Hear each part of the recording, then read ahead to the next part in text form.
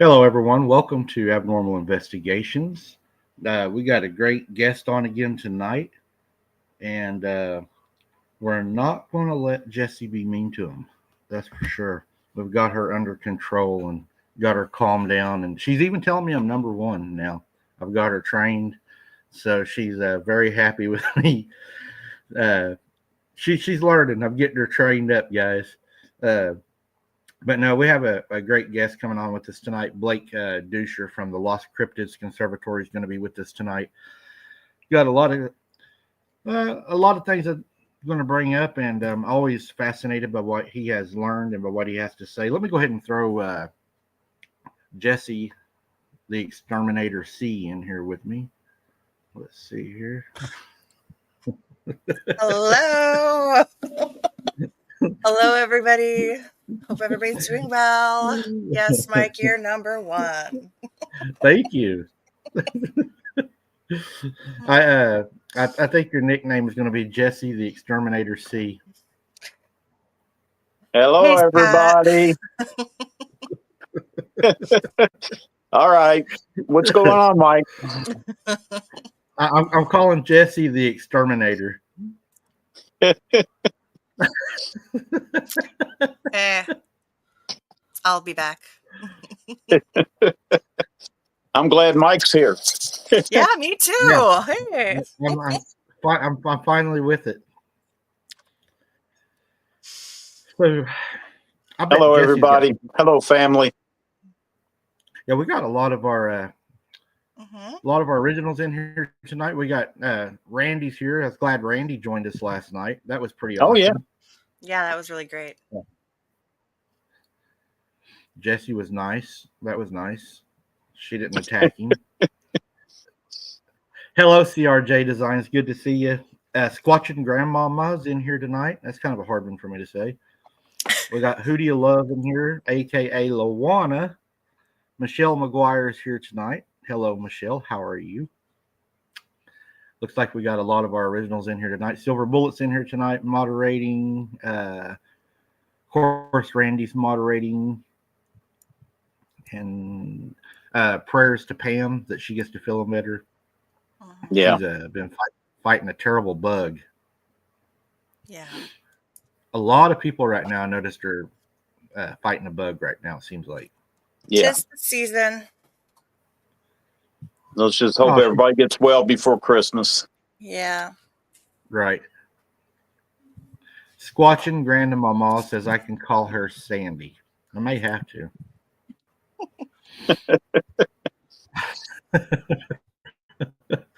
that one there's kind of tough to say. Is that easy for you to say? Grandmama? Yeah. Squatching Grandmama.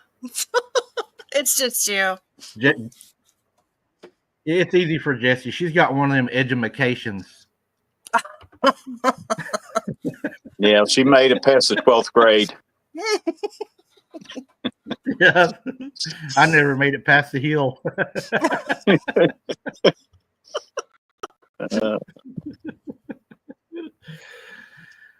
So Jesse, What? Our guest tonight. I'm sure you're going to have some questions for him too. You got a chance to spend some time with him. Yep. Yeah, at the Michigan Dogman Conference. It's good. I'm going to have to go to a conference one of these days, I guess. I haven't been to any yet. Have you, Scott? No, they had one in Oklahoma, though. Where was it at in Oklahoma? I don't know. It was only for Oklahoma cryptid channels. Oh. Were invited. Oh.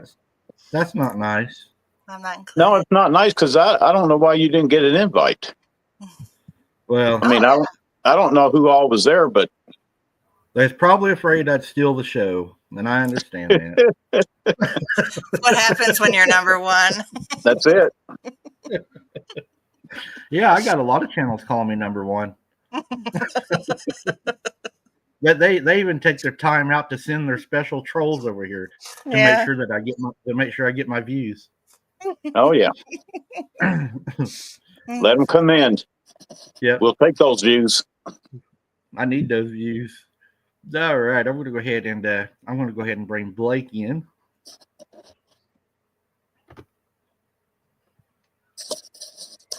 Hello, Blake.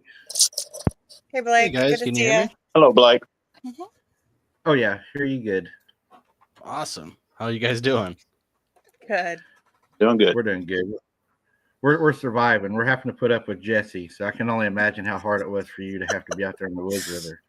Probably pretty scary. No, it was great actually. So We had a good time. we did. Mm-hmm. Did y'all have any encounters or anything? No, not enough to actually say that we actually had something. You know, we heard a little bit of odd things towards the end, but nothing conclusive enough to say, oh, there was a Bigfoot or there was some other type of cryptid messing with us. But we did find some interesting tree breaks and stuff during the day, and relatively close spot where I took Jesse out, actually just a couple 100 yards in a different direction. So Where was that at? Michigan? Yeah, that was here in the lower peninsula of Michigan, pretty a well-known hotspot here in Michigan, Okay. and it's a pretty good area with lots of historical sightings on the BFRO, and we have had our own encounters there. A lot of different kind of stuff has happened, like rocks being thrown with me and James, who you met, Jess. And we've had growls and grunts and stuff. A lot of that's on the YouTube. A YouTube video, one of our earlier ones called Multiple Bigfoot Encounters. There's a series of videos. And then it's called Escalation is the one where we actually have a rock getting thrown at us and grunts and growls. And James gets pretty freaked out. And we've been on private property around there too and had activity, and people have seen stuff. And we've had audio of trees being pushed over. About 5 minutes after roughly after I pass out, just a couple of minutes, this tree gets pushed over, almost like the creature heard my breathing changing, because I recorded it. So I'm on my phone, you can hear it, and then all of a sudden I start to pass out and my breathing actually changes, and then this tree or something gets pushed over is what it sounds like. And this was, of course, after a lot of activity and stuff. So we've honed in on this area, and there's a lot of different researchers that go there and have had activity and stuff. So is it close to the Great? Is it close to the Great Lakes? The area? Well, you're never too far from the Great Lakes and stuff. Right. Actually, I think you're only like 84 but I know miles. Usually around water, you get more activity. So here in Michigan, we actually you're no more than 4 miles from any significant source of water, ponds, lakes, rivers, streams, and creeks. So Michigan is full of water and stuff. A lot of habitat.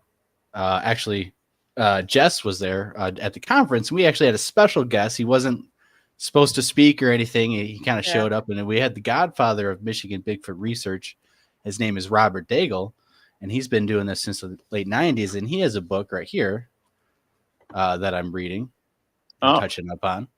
And, over 305 reports from 83 counties. I think that's all the counties, or most of the counties from the last 100 years. And a lot of these are in areas where just outside the city limits and stuff, where I took Jess and stuff. It's not like it's some remote mountaintop wilderness area. This is a pretty country area, rural area and stuff, but you're never too far from cities and towns and shops and stuff. But everyone has a habit of doing their daily routine, and Bigfoot is able to slip in unnoticed through all these routines and stuff. And a lot of people don't even think that there's a Bigfoot out there. So it gives them the advantage. And they've been doing this in that area. That area of Michigan actually has been homesteaded since the very founding of Michigan. And roughly that area hasn't really changed.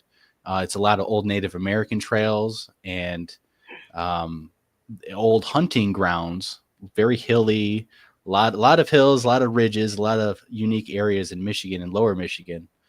So that area actually hasn't changed, and it became the Waterloo recreational area. Actually, it's a 26,000 acre wilderness area. A lot of people know about Sasquatch in there. It's on the BFRO, so it's not like it's any secret and stuff. But we have a couple spots that we go that we've had some pretty interesting stuff. So we took Jessa to one of those spots, but that's you awesome. roll the dice. Sometimes happens, nothing happens. Right. Most of the time, nothing happens. But it's one of those days. Yeah. That was kind of like what happened to me the other night. Whenever we've been going out here the last few, and it's just been just quiet, and people are like, come on. I'm like, I can't go out there and make them do something. I mean, something. Right. And sometimes, so sometimes you go down there. Like I had one night I went down there and I had a really bad feeling. And this is a place that like I'm used to going to. And I was like, I don't know, I'm trying to blame myself. I was like, have I freaked myself out by coming down here? Have I amped myself up, for this? And you need to calm down. And I just had this bad feeling. And when I got out, I told everybody, I was like, man, I feel like I shouldn't even be here. It was one of those, like, I just did not feel welcomed. And for some reason, when I was walking, there's kind of a hill that goes down to the creek. And I just had this feeling, I don't know why, but on the other side of the creek, I had a feeling that there was something over there. I kept watching and looking and felt watched. So I took the spotlight and I told everybody, I said, I'm going to shine this over here and you look and you might see something. And when I shined it, something, I don't know what it was, but I think Scott and them was on. It screamed at me like I've never been screamed at. I mean, Right. it was terrible. I mean, it just went all through me. And then you can hear it running, like running away. And I was like, there had to be something here. There definitely was something there. And then I think it was a few weekends later, Sarah, we ran onto the eye shine, and I don't think Sarah expected it to do what it did, because it was probably 60 yards from us or so, and it was down low. And Sarah actually says, "Will you stand up for me?" And it does. It stands up about 8 foot, the eye shine, and it starts walking to the right of us. So that was a pretty wild area right there. But it seemed to do what she asked it to do, and I thought that was pretty. It's like it understood, or it was trying to get away at the same time. You know, I always second guess things. I'm like, did it understand her, or did it just happen to stand up and move at that time? You know, because we were vocalizing toward it. It's hard to say. You know, I've had experiences where I felt like they definitely understood it. It felt like, you know, they understood not only what we were saying, but like even if they didn't understand what we were saying, they understood our actions and motivation, our playful nature that we were trying. Because I've chased things. You know, we were trying to film on thermal, chasing these things, and it would run away, and then it'd come back, and it would run away, and you know, we're trying to do stupid stuff like aggressively break branches and make calls, and it almost at one point it almost felt like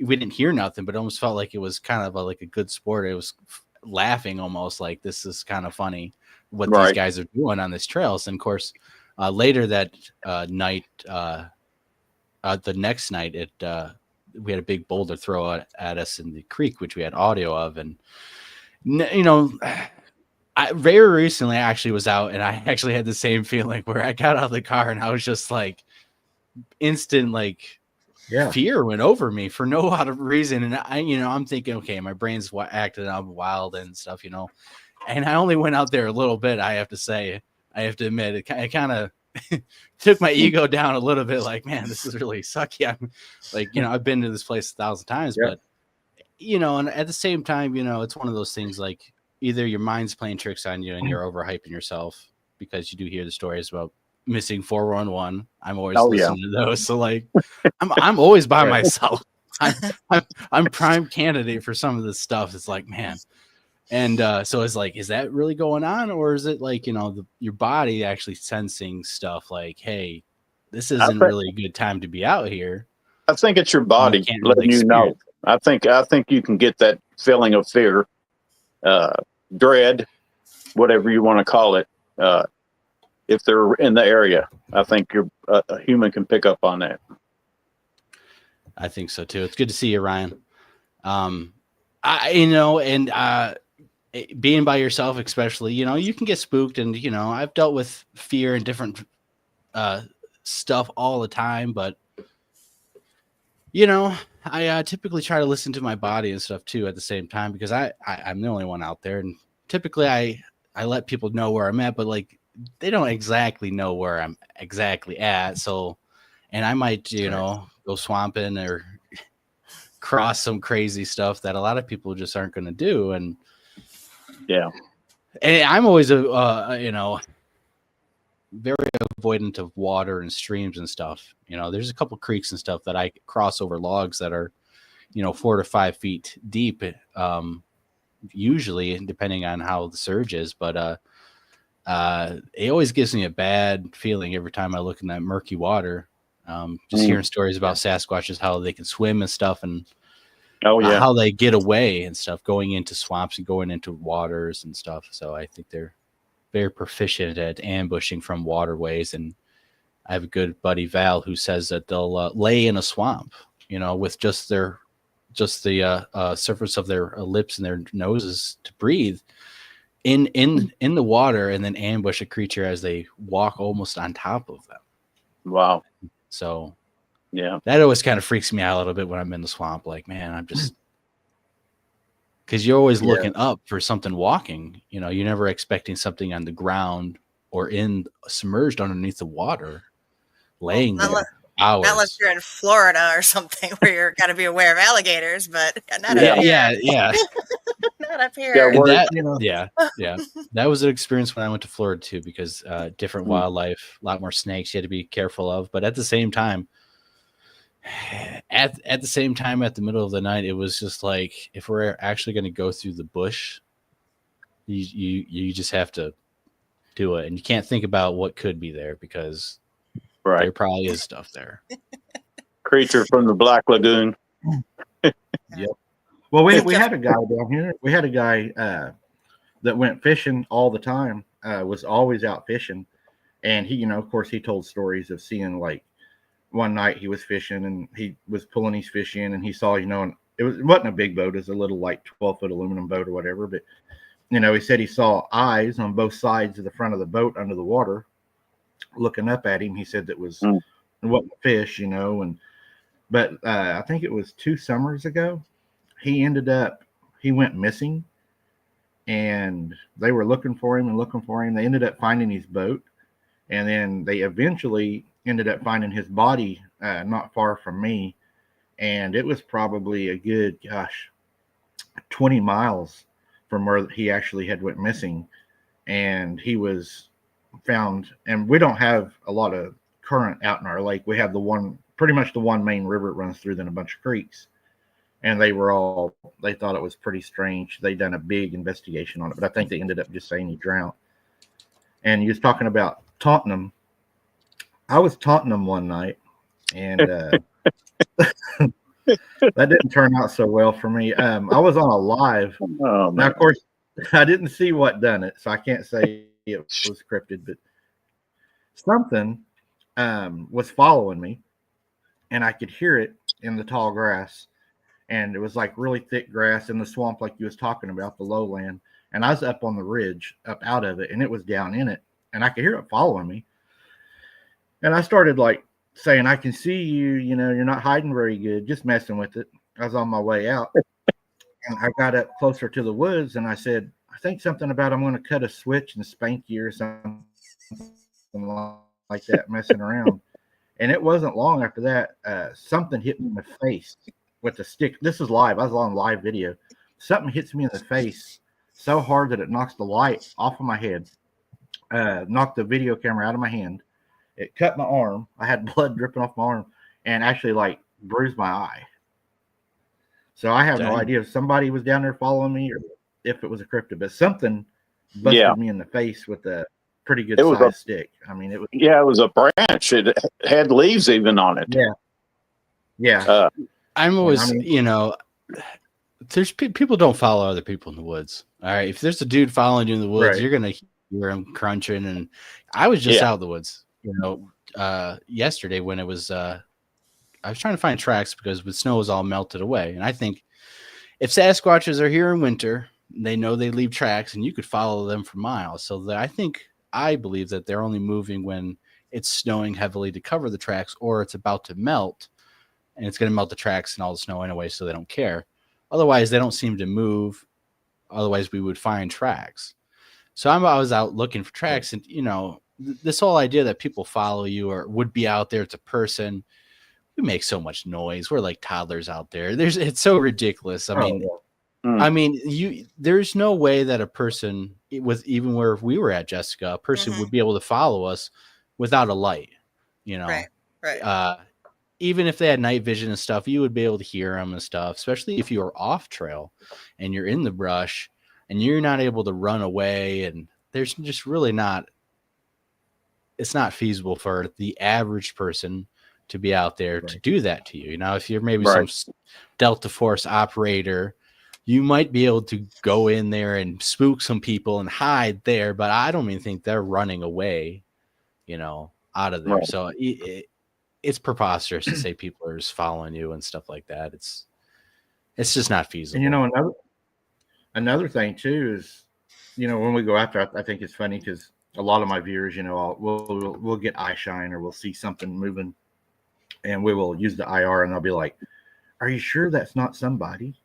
And I'm like, "If you knew the area that I was in and what's out here, there's nobody going to be walking in to this area. I mean, it's just the terrain, we've got locust trees down here. You got thorns this long on them laying everywhere, and they're not navigating all that without a light. And then you got the water moccasins, and we got rattlesnakes. And I mean, where I live is full of that stuff. And even the guys I know that hunt and fish all the time, they're like, I'm not walking through there without my light, So there's nobody running. And plus, whenever we see these things, it ain't like they're fumbling in the dark, like trying to get around. These things are moving. I mean, they're cutting through, and it's like they're moving faster than we are on the trail through the junk. Which down here they don't really have to worry too much about leaving a footprint here, because unless it really does rain a lot of our ground down here is sand. We have a lot of sand and rock, a lot of pea gravel mostly along the lake. So really there's not they can move pretty good down here and not have to worry about leaving a good footprint unless they bust you in the face with something. I still feel like that whatever hit me that night, it wasn't a human. A lot of people were like, I think somebody was following you, but no, it smacked me. It did not want to get a spanking. Whenever I said I was going to give it a spanking, it hit me hard enough that it knocked equipment off of me. And it's one of the first times in a long time I actually drew my weapon. I mean, I felt like, okay, this is fixing to, get bad. And go ahead. I was just gonna say it moved off after that. And that, in my opinion, if you got hit by one, would be the most lightest contact they could possibly try to make without actually busting your face. Like, it's like a little tap, it ain't really swinging the bat now at you. And that's the scary part, it's like they're just trying to barely tap you and they're messing you up. And yeah, he was being filmed when it happened. It's on the live. You can see it. You can see it hitting on the stick. And I don't know if this means anything at all. And that's what I told everybody. But it was a branch actually. On the branch that hit me. After it hit me, I drew my weapon. I heard it run away. It ran back the way it came from. And whenever it ran away, of course, I got my light and everything. And I was like, okay, what did it hit me with? And I looked down, and I'm bleeding, and my face is all messed up. And it had like black stuff on the stick, like it had been burnt maybe or something. And I had like this black stuff all over my face. So I go down there, and I pick up the branch that it hit me with. And the branch, I don't know if it had anything to do with whatever hit me with it, or if it was already on it. But on the branch, there was really thick fishing line that was like wrapped up it real tight, and then hanging probably 8 inches, something like that, 10 inches. There was a piece of wood that was tied in the middle of that, or the wood was tied in the middle of the line that was hanging from it, spinning. And I was like, that's weird, but I mean, I don't know if it, things start running through your mind when you're in the dark. You're like, did this thing make a weapon to hit me with? Or, was this, already on the branch and it picked it up? Somebody got their line hung up in it and it just was the closest thing it grabbed. I don't know. Because it is a fishing area. So I don't know. It was just weird. Yeah. I thought it was weird to see that up there. Well, a lot of reports that I've heard from, and Val has, is, he has reports of people missing tools out of their barns, and then randomly that tool will be placed in a spot right in front of them for them to find that obviously wasn't there, like on a porch or on a stool or something in the garage in a clear spot that it wasn't there. And the tool has been missing for months or half a year and stuff. So I think they utilize whatever kind of things we throw away that they can try to utilize and stuff for whatever reason, curiosity and stuff. But they seem to understand, and it could be very basic. These things don't even have to understand our language to understand people if they watch us. They're watching through the window, they're watching TV, they're watching how your family interacts, the good, the bad, the ugly. I'm sure they see it all.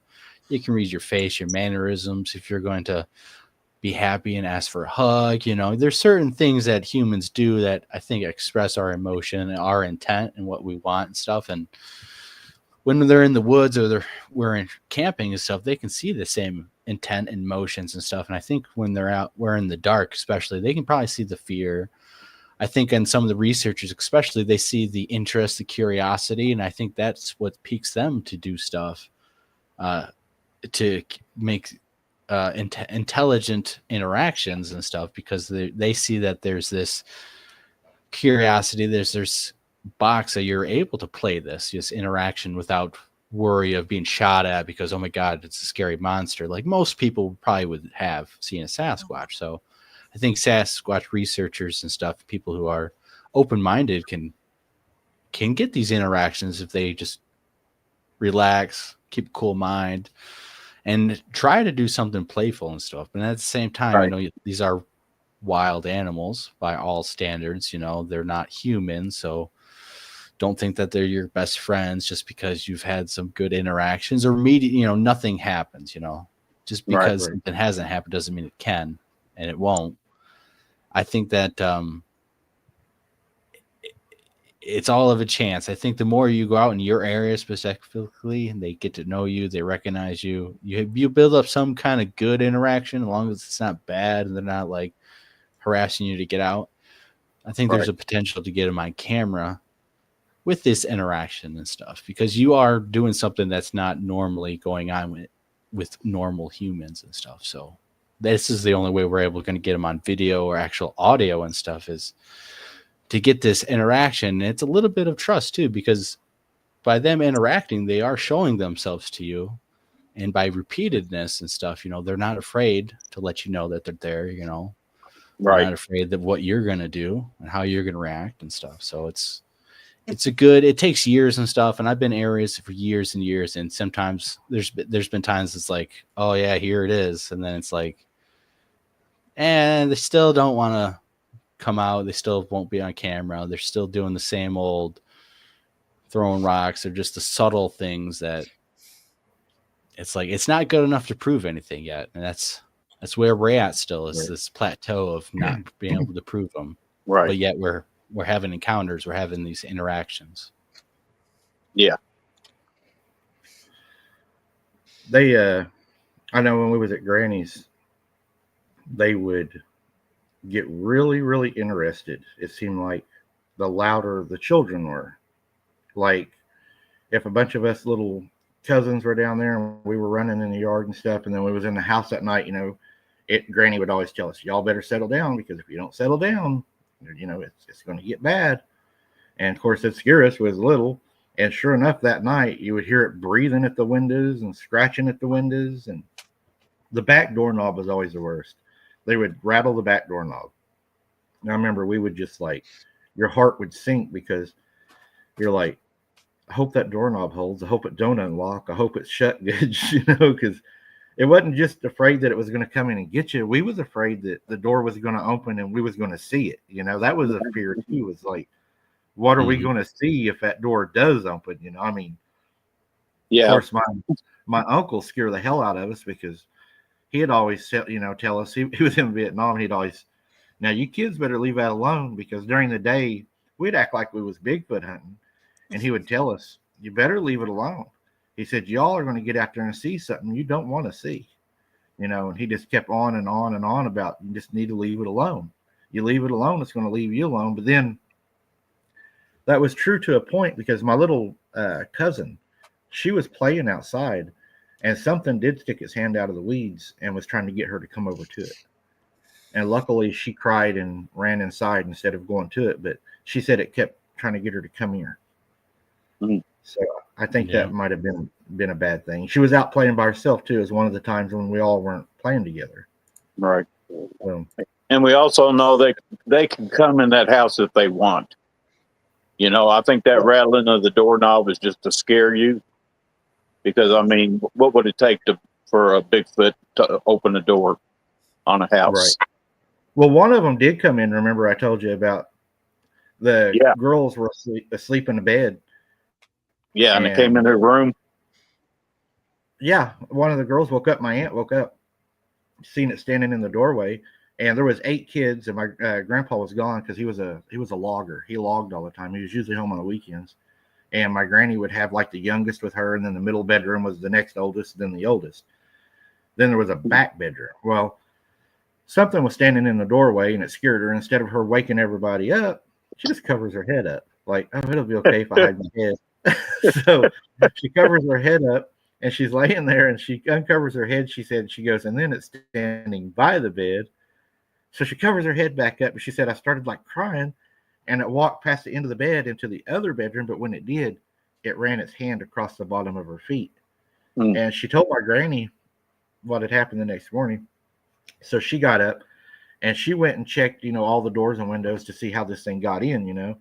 And come to find out, my ornery little uncle, he had been back in the bedroom, the back far bedroom that they didn't use. And it was a lower part of the house because the house would burn at one time and they had to re-add on. So it was only probably 10 foot to the roof from outside. It wasn't real tall at all. And the window was maybe like 3 foot off the ground.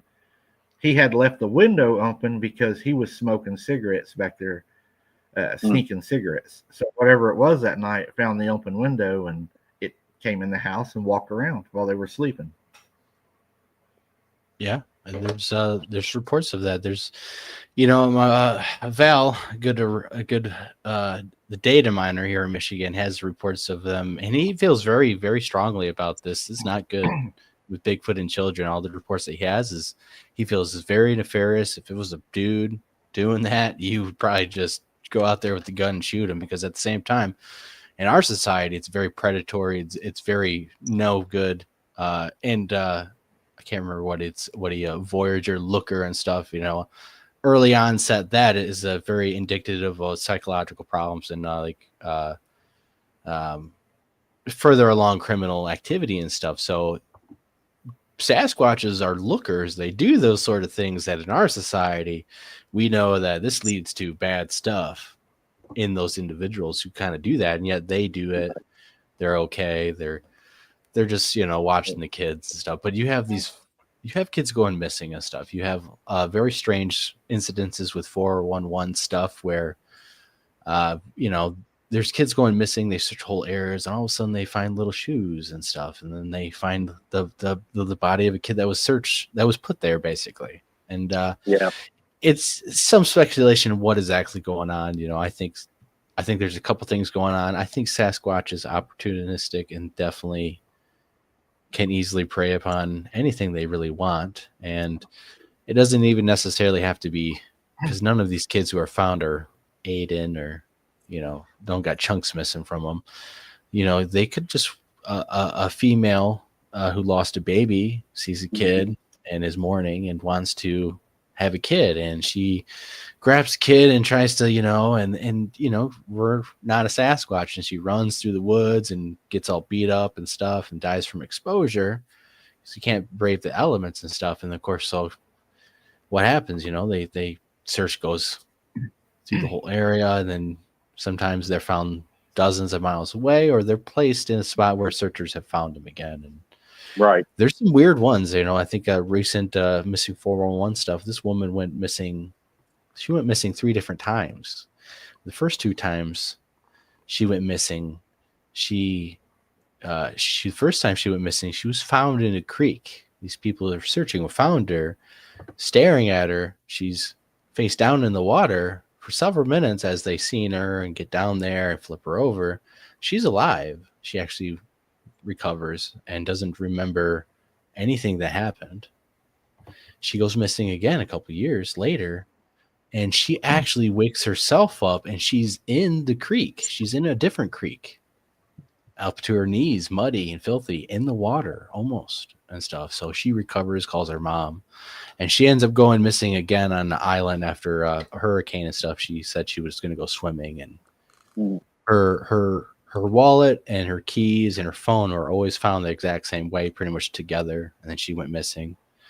And so she's never been found, but it's very odd that in this circumstances, she has this amnesia stuff. Like, people are seeing her, but she's out of it, right? She leaves her purse, cell phone, license at home. She takes a total detour where she was going to go. She's found, because there's a search and rescue, she's found in the creek and stuff face down.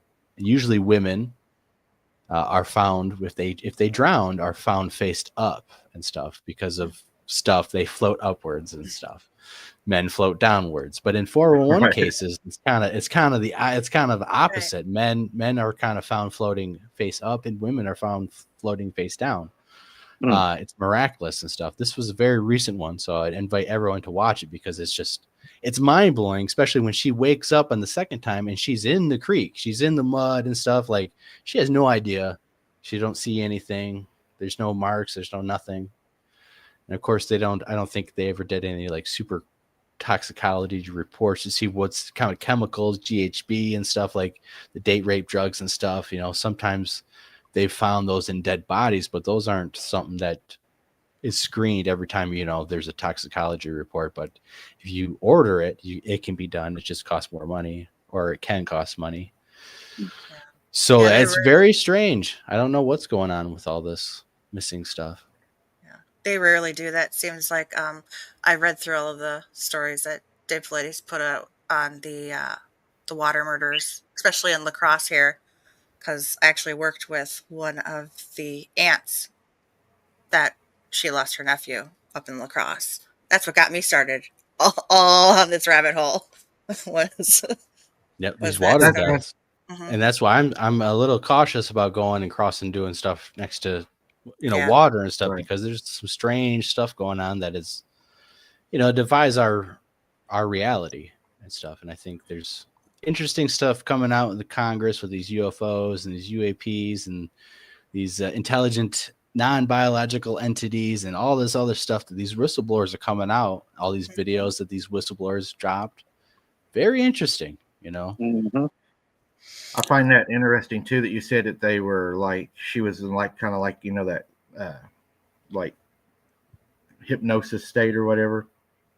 I'm actually looking at a case right now that happened in Oklahoma. It was a whole family. The dad actually got so paranoid of what was going on at their house that he went to their preacher, and he asked him to bless his bullets so that he could kill the demons that were coming at night and walking on top of his house. Later on, they had security surveillance at their home. They find them in the middle of the night, the mom and the dad, and they're walking to and from their truck, and they're carrying like certain items, and they'll place the item in the truck and then grab it back and take it back to the house and then bring it back out and put it back. It's like, don't even make sense what they're doing. And they'll stop every now and then on the video, and they will like stare at the sky, just stand there and stare at the sky. Well, they ended up leaving. They had a little girl, and they found them missing. They found their bodies 3 years later. And when they found the bodies, of course, they were pretty scattered. But what they found is they couldn't say that there was any physical harm came to them that caused their death. The coroner said there was not enough, to determine. They found their skulls. There was no gunshot wounds. But the little girl was the weird thing. When they found her, she was pretty much all there, but something or someone had picked wildflowers and had laid them on her pretty recent, because they weren't dead. And the mother of the mom finally came forward and said that she was over at their house, and the mother had started talking to something inside of the home. She had made friends with something, and later on they ended up finding a satanic Bible that was hidden under her bed. So it's pretty interesting what I've been finding. I mean, something had the dad so paranoid. I mean, he was looking for blessed bullets to shoot whatever was coming to the house. There's definitely a lot of darker side of things to this reality. And, it's all in the Bible, honestly. If you just read the stuff and understand the stuff and the struggle, it's just a war between good and evil. It's just like it's always been. It's in modern times, man. That's about it. They watch us, and I have a theory that they come from, the fall and the Watchers. My thing is, are they doing what they've always done?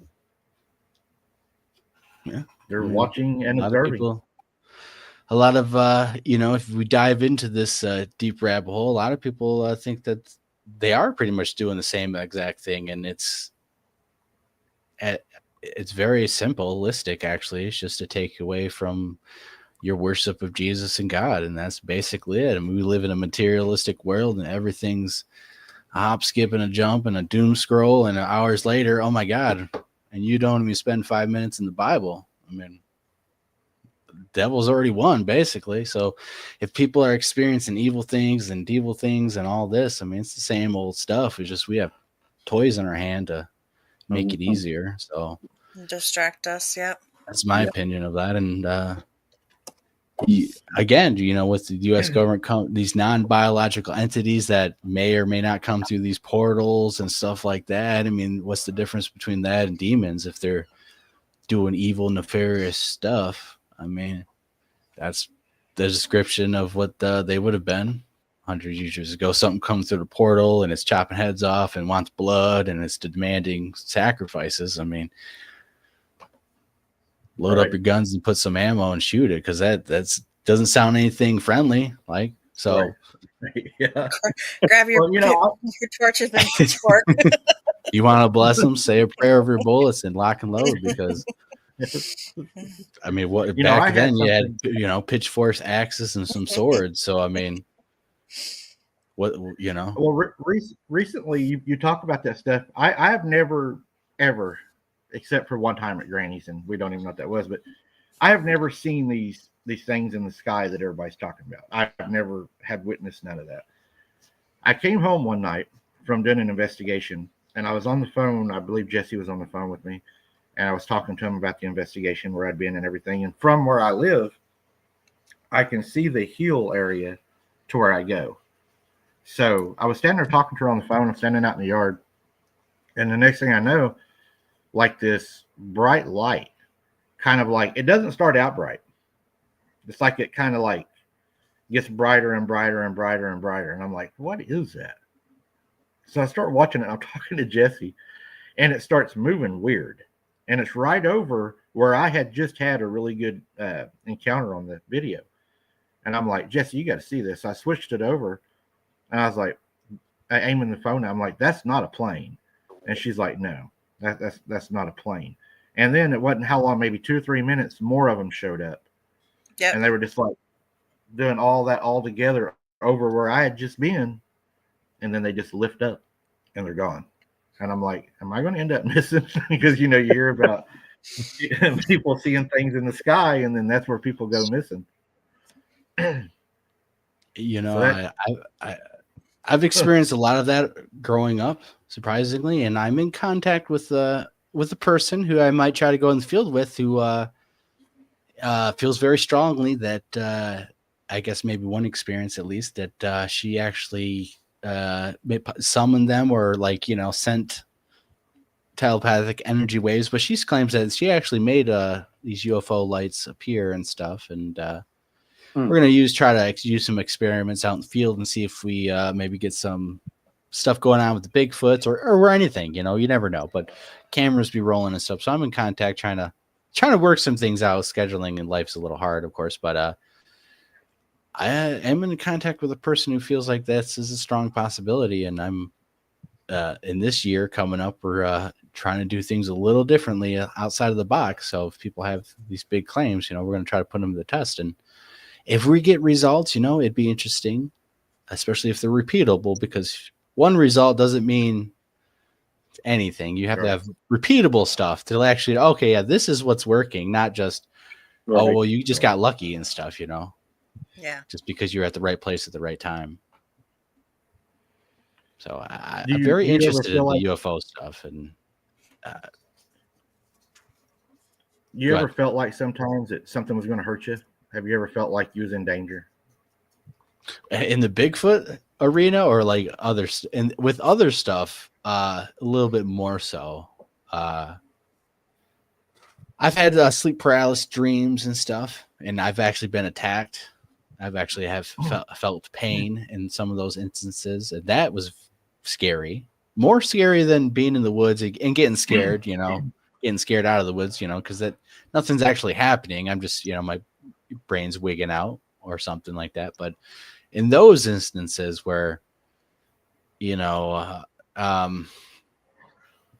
back a couple years ago, I was in a particular house, and I had a couple instances where I had sleep paralysis. And the one time I was, pushed down, and I couldn't see anything. My eyes were open, and I shot up, sweating and stuff. And the books on the bookshelf on the little nightstand fell off, exploded. That was freaky. That was scary. Another time, it really did feel like I got punctured in the abdomen with something hot, and it jabbed into me, and I felt something like a needle yank into me, and that hurt, and that was kind of freaky and scary because I couldn't move and stuff. But after, when you're moving and stuff, you gain your senses back, and the official narrative is it's just your dreams playing out and your body's reacting to it, and of course it's not real. But I tell you what, man, it feels real. It felt real. The fear is kind of real. And there was another time where I was getting choked, and I could see this white entity in a dress, female entity in a dress, and hovering over me, choking me and stuff. And in those instances, I was basically asleep, dreaming, but I was awake. I know I'm awake. I'm conscious, but I'm sleeping, and I literally have to physically shake my body to wake myself up. And in those instances, when I was getting attacked, but when in those instances where I'm awake and I know I'm awake, but I'm sleeping, I have to be very careful of my breathing. Like, I feel like, oh my gosh, if I don't concentrate on my breathing, something bad is going to happen. But in this instance, I was getting choked, and I woke myself up, and of course the person next to me is sleeping. I had no idea. So it's like, that is more scary than being in the woods with Bigfoot, having rocks thrown at you. It's intense, but like, those are attacks and stuff. It seems like by spiritual stuff, some people would say, or demonic attacks. A lot of people would say that. Scientists would say, it's just sleep paralysis. You're just dreaming. I'm glad you brought that up, because that's happened to me 3 times, and it actually caused me to have a panic attack. The first time it happened to me, I was younger, probably 16, and I was laying in bed, and I could see out of my bedroom into my front room. My dad would take a nap on the couch in there. I was laying in bed, and kind of like what you said, I was laying there. I was awake. I was able to think, process things. I knew where I was at. I mean, I knew I could like feel the bed. I was laying in the bed. My head was turned so I could see my dad, laying in the front room. But something was like on my chest. It felt like something had its arms, maybe, or hands around my wrists. I couldn't move, but I was more like my whole body couldn't move. And I was thinking to myself, it was choking me. I couldn't breathe. And I was really starting to panic. I was like, I can't get my breath, and it's choking me. And I just thought in my mind, I was like, if I could just move and I had an alarm clock beside my bed. I was like, if I could just move and knock that alarm clock off, it'll wake Dad up and he can help me, 'Cause, I mean, I was in like dire need. I was needing help. I was in that panic mode. And finally, I was able to sling my left arm, and I hit the table, and I knocked everything off the table. And as soon as I done that, it let go of me. It like stopped. But I got up and I ran to the front room, because, I mean, I felt there was somebody in my room. I mean, I was scared to death, and I ran to the front room, and Dad was like, what are you doing? And I told him. Of course, he laughed. He's like, you're having a bad dream. But I was like, no, because when I ran in the front room, Dad was still on the couch, like I was watching while I was being attacked. That was one of the worst ones, but probably the one that really got me. I was asleep, and my little boy had come running in the bedroom. My wife had left for work, and he jumped up in the bed beside me, and it woke me up. And I seen him laying there, so I just grabbed his big pillow and threw it on him, because usually he would just cover up with the big body-sized pillow. And I was laying there, and then all of a sudden it hit me. It's like I was awake, and it hit me, and I couldn't move. I could see him rolling around and playing or whatever, trying to wake me up. And he was like bumping into me and stuff. I could feel him hitting me. I could see him. I knew what was going on. I could feel everything. I could feel the pillow hitting me, the blankets moving, everything. But this was holding me down again. And eventually I was able to get out of that. And I talked to my captain at work. And I thought he was going to think I was crazy. And I told him, I said, hey, this is going on. Have you ever had this happen? And he went to church all the time, so I figured he may have some answers. And he said, no, that's not crazy. He said, let me tell you what you do. And he's like, don't tell anybody, don't say it out loud. But he said, in your mind, come up with a safe word, a word that you know releases you from that. He goes, you know what I mean? He said, we're both Christians. I said, yeah. He goes, but don't say it out loud because these things listen. They're always around. So I did that. And then the third time that it happened to me, I thought of what he told me to do, and it immediately released me. And I have not had that happen since. That's what the original people who were experiencing all that in the Middle Ages and stuff depicted. It was these, demonic entities sitting on you and doing these different stuff. Of course, the break comes from one of those entities, these sleep paralysis entities that would sit on your chest or appear at your bedside looking at you and stuff. Human history is all filled with almost every single culture with these spiritual entities. There's most of the time there's a lot of evil spiritual entities. There's some good stuff out there too, but there's a lot of history of bad juju. Right? There's more bad stuff than there is good stuff that we hear about. With demons Right. and ghosts and all this other demonic stuff. I mean, there's not a lot of times where we're not experiencing angels or good spirits at the same amount of time that we would recognize that we're experiencing bad sort of stuff. I think we experience a lot of good stuff. We just don't recognize it or see it because we're not meant to. But at the same time, you see the evil, it produces a fear in you, right? There's a reason for that, and a lot of these things, they show themselves to you like a scare, but they don't really do a lot, right? Sometimes there's a lot of times they just show themselves to scare you, but they just, physically don't do much to you. They don't straight up attack you and stuff. And I think a lot of it is, it's within you. It's spiritual warfare, so you have to kind of you have to let them in. They have to influence you to weaken you. And that's a lot of it is, basically just show themselves and, let you do the work of, I'm not strong enough. Christ isn't good enough. You're weak and all this. And that's in reality, it's almost like a bluff. Like, they stand there like, oh my God, please be scared of me because I can't really do much if you're not. So you'd also fear. Yeah, you can't be scared and stuff. You walk through the valley of the shadow and death. You can't fear stuff.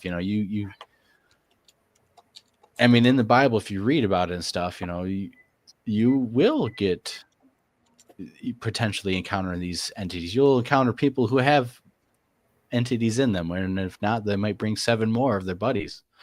So, every single culture talks about people can get possessed, people can get influenced, stuff can follow you, things like that. I mean, it's a big coincidence that Eskimos and people in Papua New Guinea and Africa and all across the globe have very similar stories of entities influencing people and not being good.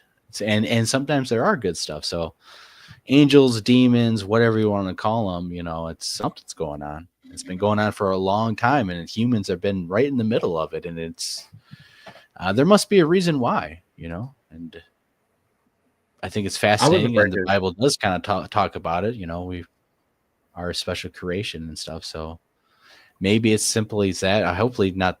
Bigfoot's not that. And that's not what's going on, but it could be, I'm kind of with you there. I like to believe that Bigfoot's not necessarily the evil of the creations, but it's hard to deny some of the evidence that's come forward and such. But It'd be simple to say it. I mean, it kind of would make a little bit of sense in Yeah. some sort of ways, because it's like the ghost that we can see, you know. It's like the ghost that we get the glimpses of and stuff, you know. Mhm. Does exactly the same exact thing. We're always chasing after it and trying to get footage, and always behind it, never quite there, except for, well, we actually see these stuff. I mean, we see ghosts and stuff too, but seems to be like a more physical manifestation instead of that spiritual manifestation. I got to the point where, honestly, I'll admit it. I got to the point where I was afraid to go to bed, to go to sleep. I mean, it bothered me that bad for a while that I was like, I felt like that whenever I went to sleep that I was vulnerable.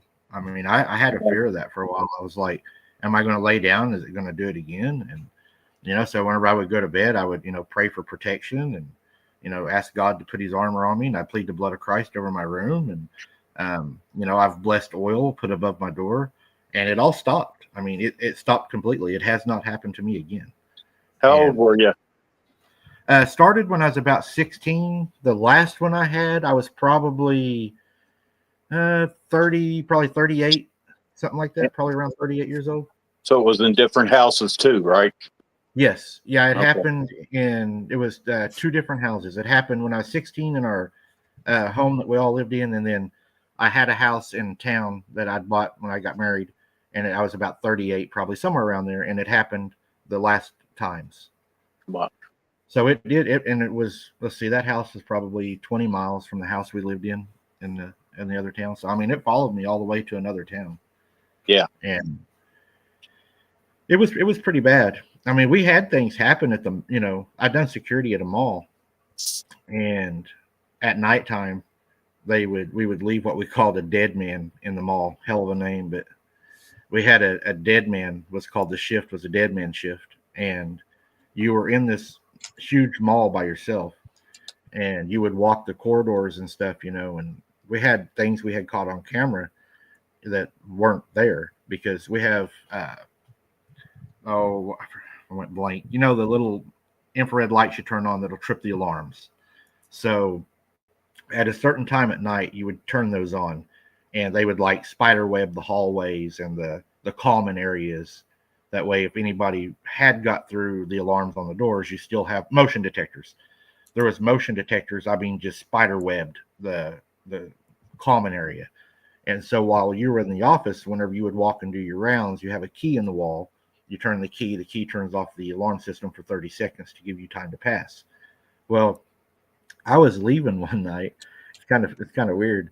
I was walking down the main corridor, and you go in this little room at the end by the double doors where you would finally go out of the mall, and you type this code in this room, and then it sets the full system whenever you leave until morning. So I got down there, and I'm walking past the public restrooms, and I hear the toilet flush.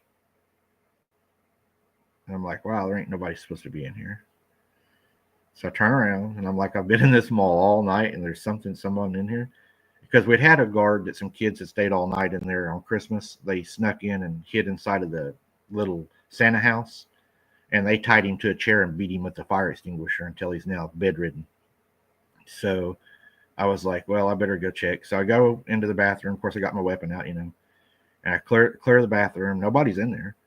And whenever I'm leaving, I'm walking out the doors. I go to shut the big door, you know, for the system to kick on, and I hear, goodbye. And I'm like, whatever. If it's in there, it'll trip the alarm. So I left, and the next day I told my captain about it, and then he starts telling me, oh, no, that's not uncommon at all. We see all kinds of stuff in here, you know. There was a guy who walked in here and shot himself one day, and there's all kinds of stuff. So, I mean, we had some really wild stuff go on inside of there. It's weird how buildings, you know, some people think it's just energy, you know, they just contain energy, or a place can contain this energy, or if it's a fragment of time or something, or if these entities and stuff. But it's very weird how they congregate in a lot of different places where there's a lot of, I mean, there's a lot of people in malls, but in houses and stuff, sometimes it's very weird and stuff how buildings and stuff can almost trap spirits in them, and you have all these activities and stuff. Or even some buildings, and that are just built and stuff can be haunted and stuff in ways that, you know, it's like there's no one who's died here yet. It's like how there's someone haunting it, and why are they going through and doing things and stuff that a normal person would be doing and stuff, especially since there's no time frame of a person to leave an imprint and stuff. I think it's fascinating. I think it's all kind of related in some sort of way, you know. I think yeah, I do too. There's a big mystery, man. A lot of mystery to this world. Sometimes at nighttime, and I experienced it myself, I would be doing my reports at the end of the night. You know, we'd have arrests and stuff. We'd be doing our paperwork, trying to get out of there, and you're there alone because everybody else, nothing happened. You know, they didn't have no incident. And I'm doing my report, and the next thing you know, you hear a cash register go off. Or you hear like a bunch of laughing like you do during the day. And you know that nobody can be in there because, I mean, the alarm systems in there are immaculate. I mean, they have the best of the best. And because we have jewelry stores in there, we got vaults in there, you know. Yeah. And you would hear the laughing and everything, and you would go out there and there was nothing there. I was actually sitting at my desk one night with my sergeant, and we were talking, and the whole front of our office was glass where you could look out. It was bulletproof glass. And we were sitting there and we're like visiting, and then out of the corner of our eye, this little kid goes running past the office. And I looked at him, I was like, "Did you just see that?" And he's like, "Dude, a little kid just ran." And I was like, "But all the motion things were on. So there was no way a child ran through there." But right. It was pretty scary in there at night, especially when you had to work nights by yourself and it was storming, because we had the skylights. So when it would lightning, you could see like the lightning all through the mall because of the skylights. And of course, we had this one store that I hated. We had to go through to check. Romancing the Stone. I'll never forget that store. They had magical rocks, Ouija boards, and all that stuff in there, you know, authentic Ouija boards from, you know, overseas. And they had these magical rocks that they would ship in, and they would sell pieces of it. And yeah, it was pretty bad. Yeah, I guarantee you. We know all about them Ouija boards. Yeah. I was going to say, that was a good movie, Romancing the Stone. I remember that movie. It was not a good shop. I didn't ever care to go there. I mean, there's, yeah. I watched one of your videos the other day, like, and you were talking about these cryptids having the glowing eyes, and that really got me wondering too, is because a lot of people report their eyes glowing. So, do you have a theory on how they're doing that? Yeah, actually, we can see some of this in nature. With some lemurs in the Madagascar island. There's a couple of different sects of lemurs on Madagascar, but there's this one where their eyes actually glow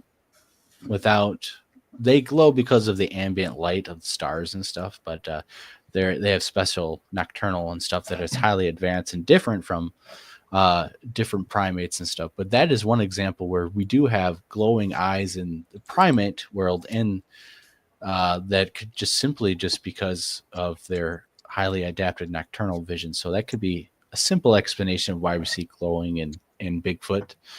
And it's not always all the time, you know, you don't see they're like glowing all the time, but in certain right conditions, you could have a glow just from the ambient light.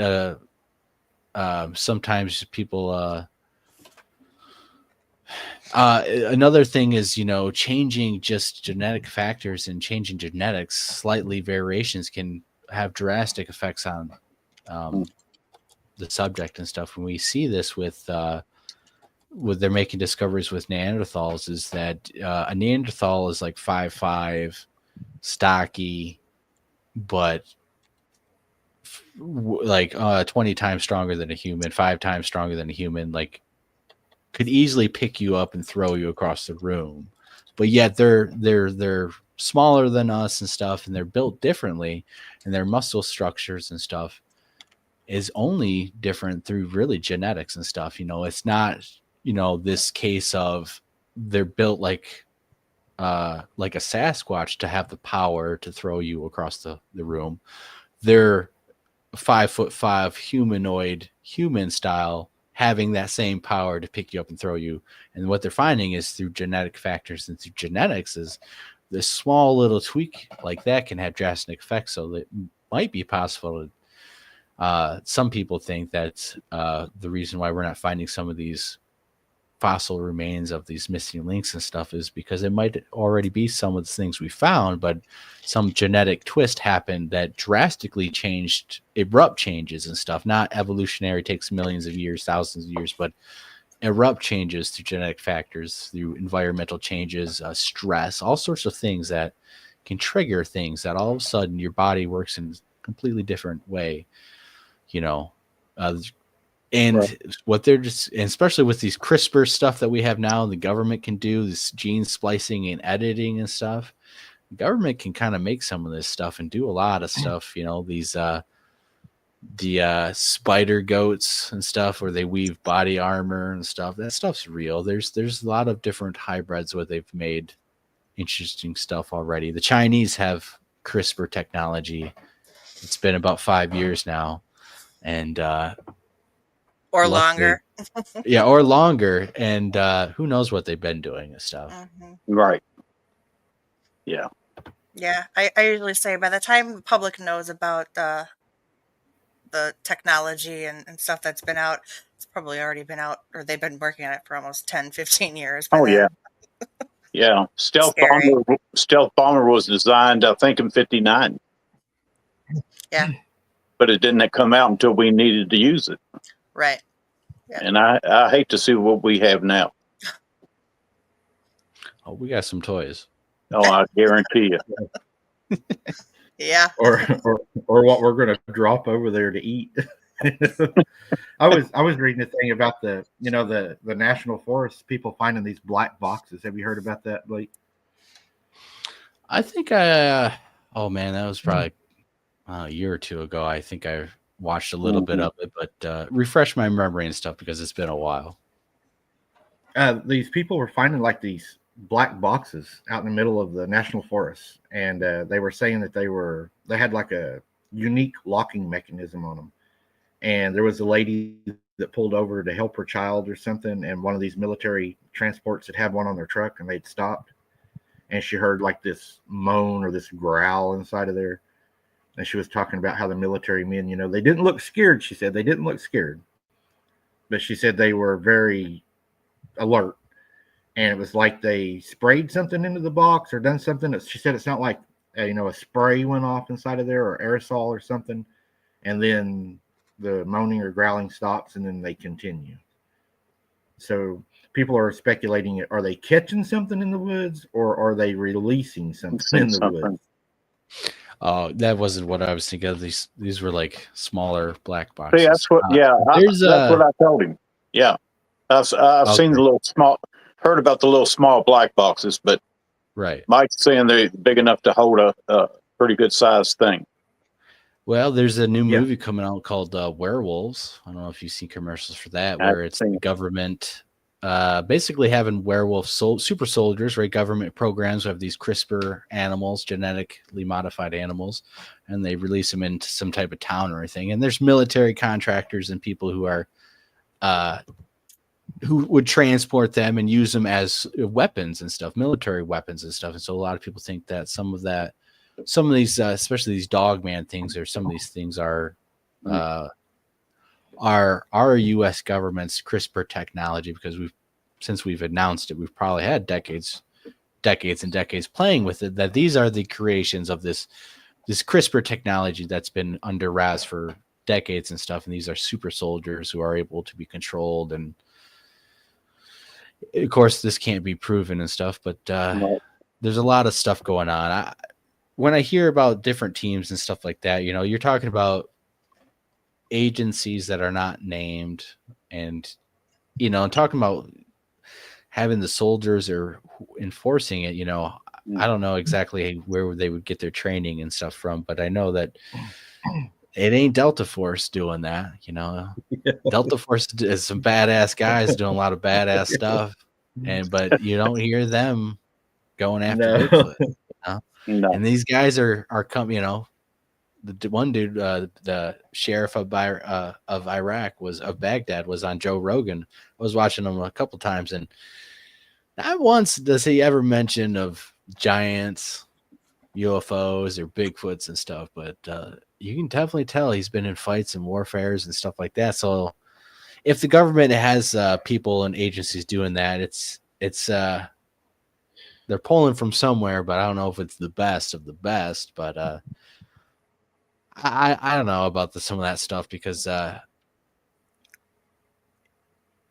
when it comes to capturing live creatures and stuff like that and transporting them, I mean, they would probably do helicopters and stuff. And there are reports of militaries engaged in underground warfare with cryptids, as I guess we could call them, because they're underground civilizations or nests of these creatures that the U.S. government says they're fucking savages, so let's just blow them up. So apparently that's what's going on. And I have to say, it might not be a bad thing either, because they're trying to keep us safe, and you never know what the monsters lie underneath. So that's supposedly what Space Force is really about, is the extraterrestrial and inner Earth workings of stuff. Because we already have NASA. Yeah. Right. Yeah. I'm kind of on the fence. It'll probably cause a lot of debating in the chat now, but I'm on the fence now after watching a lot of things and studying the Bible. I'm on the fence I don't know that we have ever been as far as what we say we've been upward. I've been catching a lot of things, on the firmament, trying to penetrate the firmament. And Elon Musk has even made a few comments that kind of, because, I mean, everybody even asked him in an interview, they said, what did you think about it was like a multi-million-dollar rocket that went up and it blew up, and they said it failed. How does it feel to watch all that money, just go up? And Elon, he didn't get mad. It's just how it was like he was saying something. He just kind of smiles and he says, well, I guess the whole world got to watch me hit the firmament. And they never go deeper into the conversation, because I was like, oh, it's going to get good now. And then they switch it over. They're like, so, and I'm like, oh, come on, you had an opening. They don't never pursue it. But, I mean, I'm sure that there's a rumor out right now, and I don't know what I think about it. I've shared it with Scott, and then we'll see what Blake thinks. The Starlink satellites, right? People are reporting that Starlink is not what we think it is. They say that Starlink is a mobile internet connection hub, but it's not actually in space. They're saying that it is a blimp, and that the government is still using blimps because they're more efficient than airliners and stuff. They can carry more weight. They're a more comfortable ride. Their weight displacement and everything is better. They're also saying that, the Chinese allegedly spy satellites that's been going over, and we shot them down, after they crossed the whole country and got what they needed. Everybody's saying that those are actually our satellites that we're saying we have in space. It's just now civilians have the technology and the cameras to be able to catch them. I think that we definitely have stuff up in space. It's just how far they say. We definitely have stuff. There's videos you can watch old. Was it Star Wars program from the Reagan, and where he put laser beams and satellites and stuff. There's UFO footage where you see a UFO flying and laser beam, and the UFO dodges it.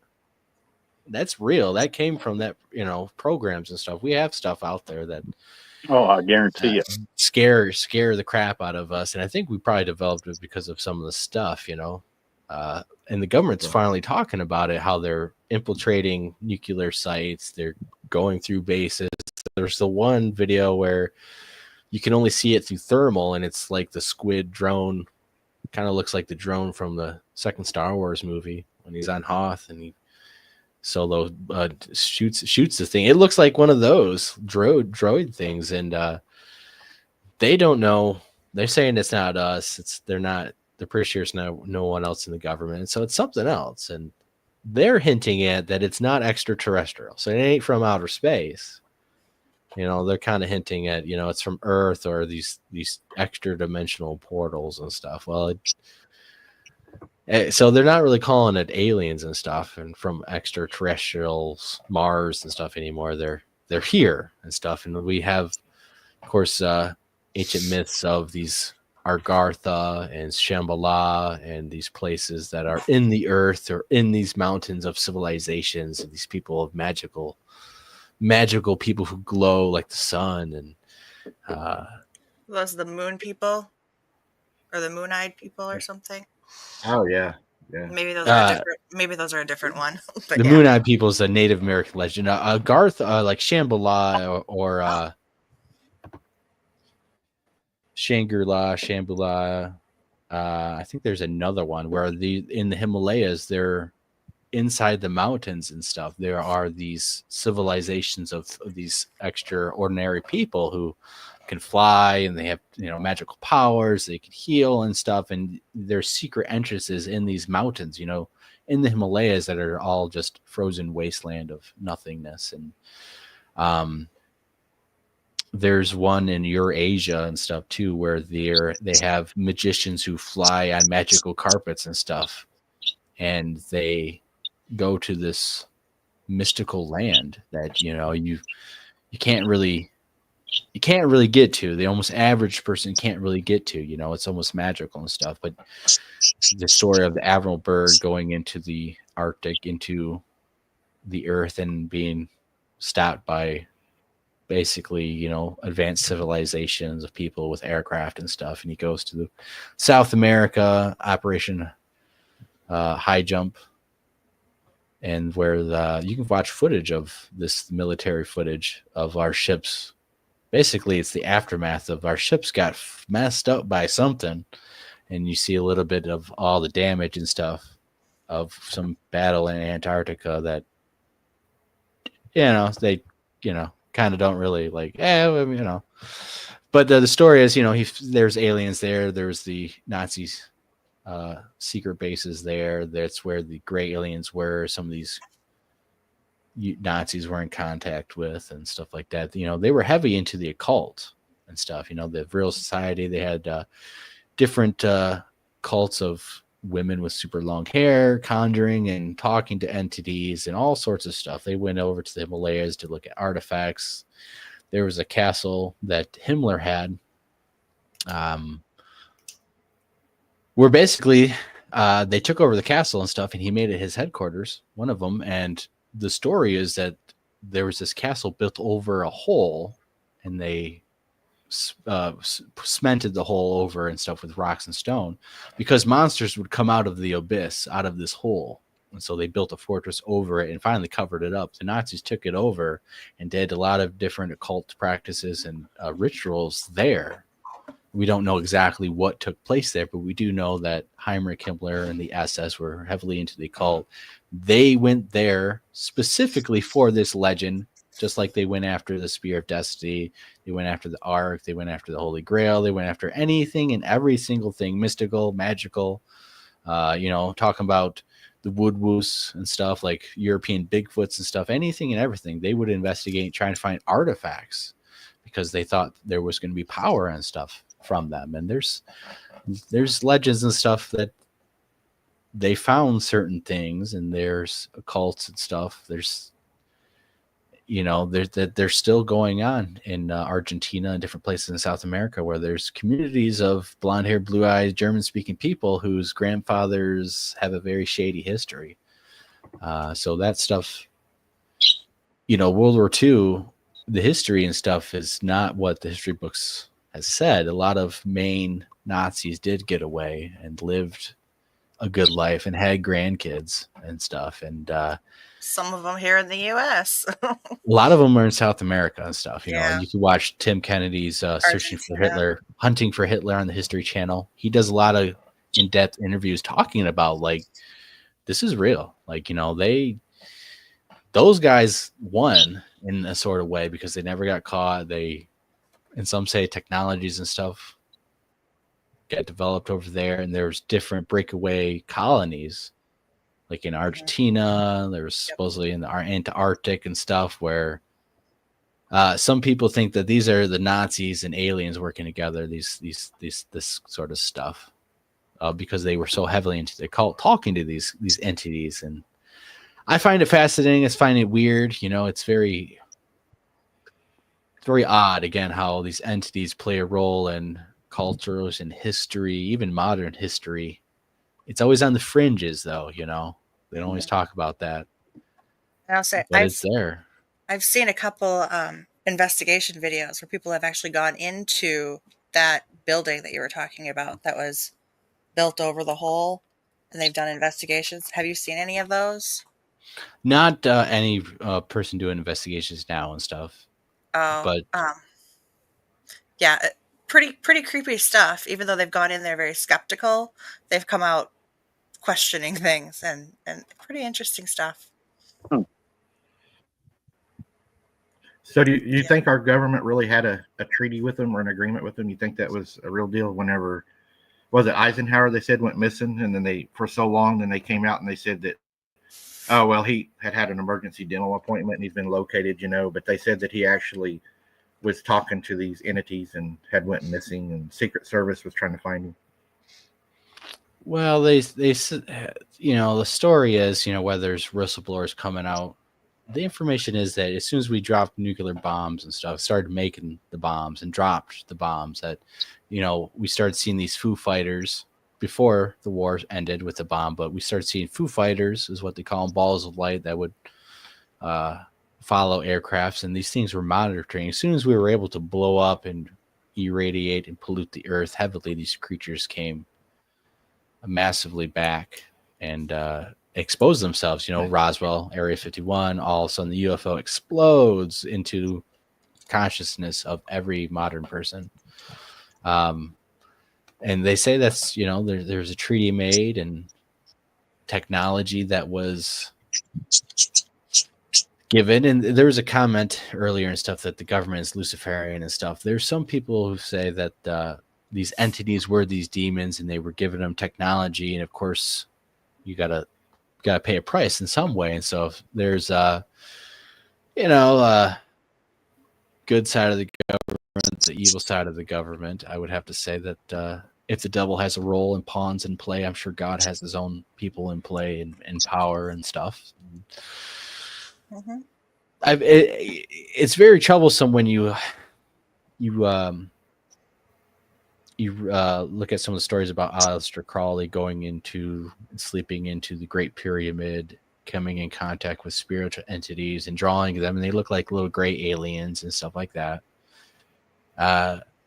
Very worrisome and stuff, But so some people think that's what's going on with technology. But a lot of these missing people are sacrifices and stuff like that. But you can't worry about it too much, especially if you do look into the that darkness side of things. That you can find symbolism in a lot of sort of Hollywood, a lot of that with the Diddy and the Epstein Island, and a lot of craziness. It's just more of the same stuff. It's like the peasants used to say, don't to the children, don't go by the castle at night, otherwise you'll go missing, and the royalties would do all sorts of sick, vile things. I think it's just the same thing. It's just modern times, and there's really nothing to worry about as long as you have a good spiritual ground faith in Christ and Jesus and God. Amen. I agree. It's the same war that's always been going on. So yeah. I've wondered too, is it like they're still doing what they done in the beginning? They're teaching us things that we're not supposed to know, giving us knowledge we're not supposed to know. Like how to read the stars, and how to, to make medicines and swords and weapons and how to use them and how to strike with them. And I think it probably just keeps continuing and continuing. And I'm sure that we have people that reach out to them that are glad to get that information and would probably sell their soul for power. I think there's a lot that goes on. I'll have to tell you sometime off camera, but I received some information from a group that I was actually didn't know at the time that I was involved with their family and seen some things, and it's evil. I mean, there is evil. These people were like really high in the community, really well looked up to. Like they didn't get in trouble. Their kids didn't get in trouble. They were, you went to town. They were hello, Mister, hello, Mrs. Everybody knew them. Everybody liked them. They were.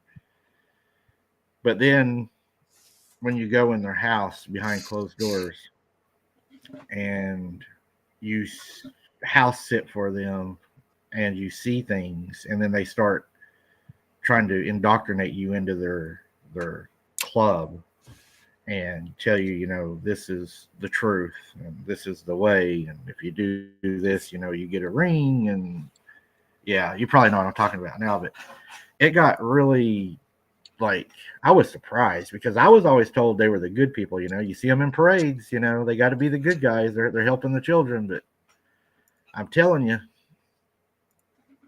this a lot guy, of signs and symbolisms. Yeah, that they parade. This guy was the second highest one in my state, and I learned a lot more than I wanted to know. It was way different than what I had been taught growing up, because in school and everything, you're always told, oh, these are the good guys. They do great things, and they help sick children.